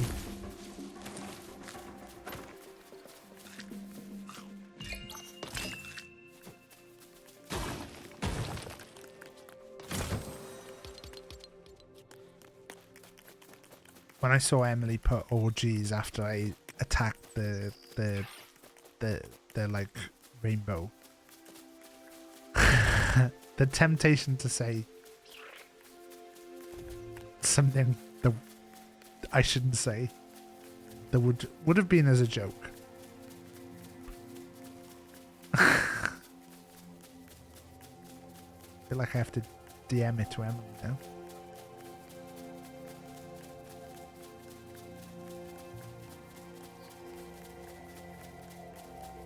That's my backpack.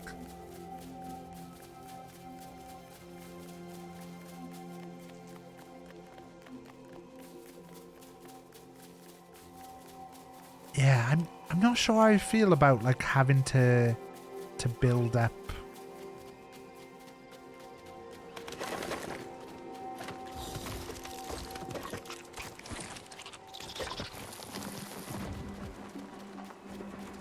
Like if we have to build up there to get stuff, I don't know how I feel about that.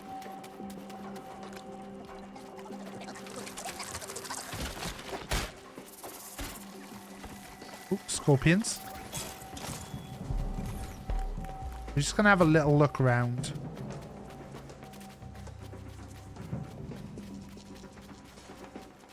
And then we'll start to head back.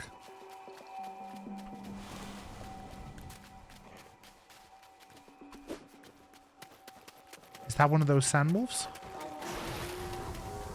Oh! Fuck!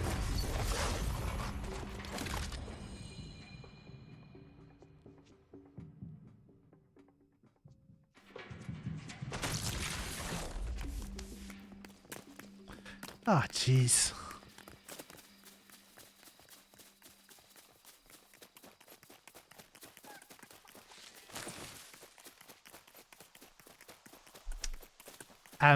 Stream's just gonna go on a little bit longer.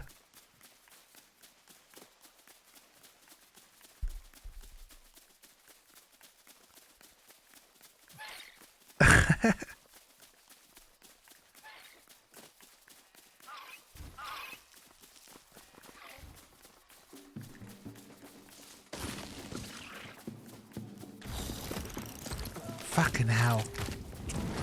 I don't even think I've got that good stuff.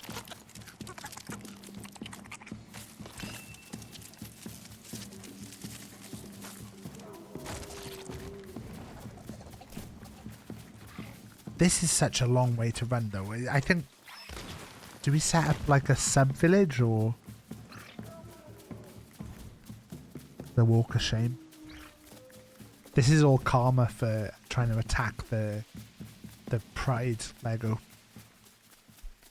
The game has gone, no, right, you did that. You get this now.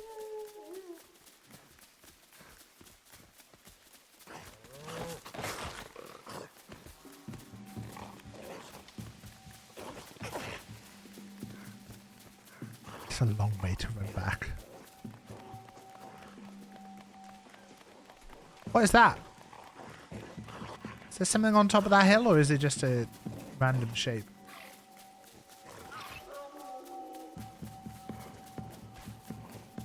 Looks like there's something.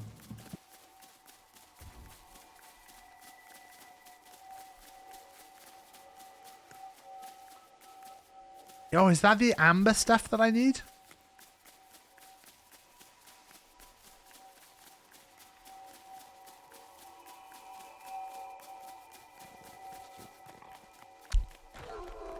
I've got very into drinking water with berries in. That's my bag now. So anytime you see me drinking through my mug, it's water with summer berries in. I'm trying not to drink squash, and I'm trying to get off the fizzy pops. I'm doing pretty well with getting off the fizzy pops, to be honest. I am showing my age by calling them fizzy pops.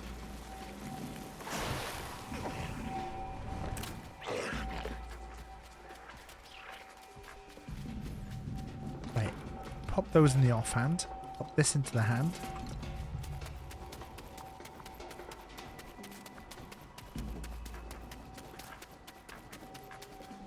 Look, there's stuff that's glowing over there though. What's that?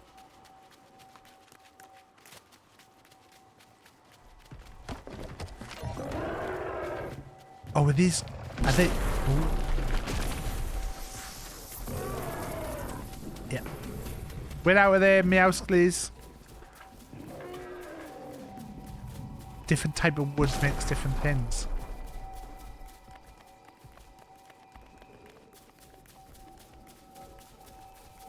So is this what we're supposed to do? We're supposed to build like ladders up. Dynamic foundations! Oh!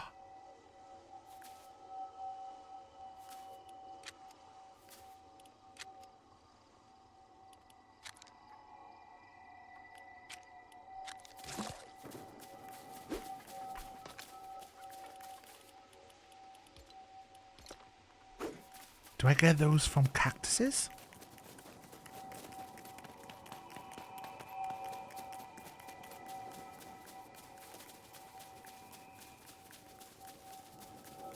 Because I could build one of them now.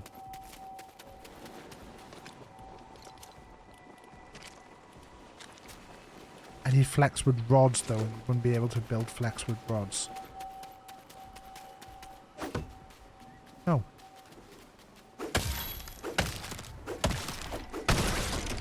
That's just wood. What happened? What was over here then? Was there a cactus and I'm not supposed to have it yet?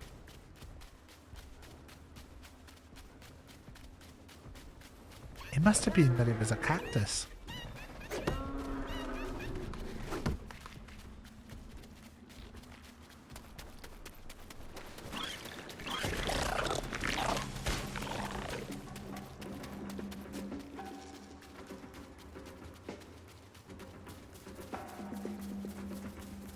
I can't tell. Does it say on if I look at flexwood?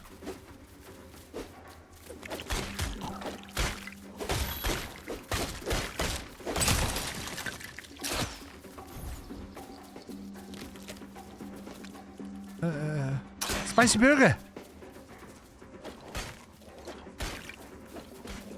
I'm gonna get out here.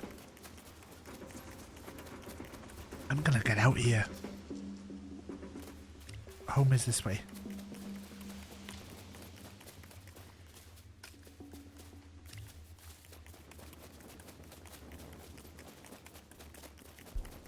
Kind of this way.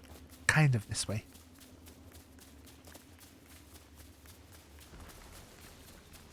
So yeah, is that stuff the amber?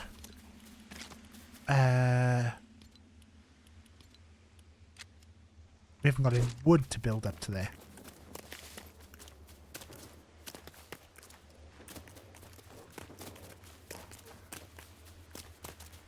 Yes, yes, yes. Oh, that's just wood.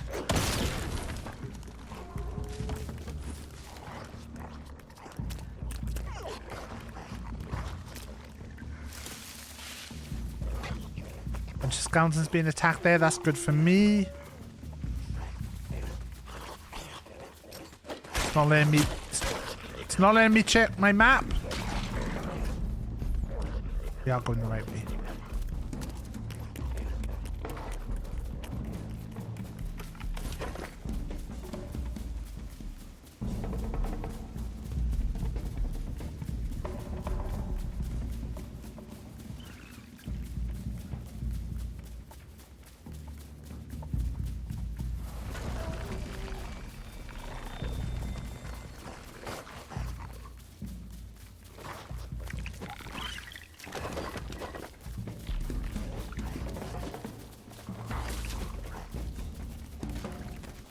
Why does it look like there's explosions happening by my base? It's very worrying, this game, sometimes.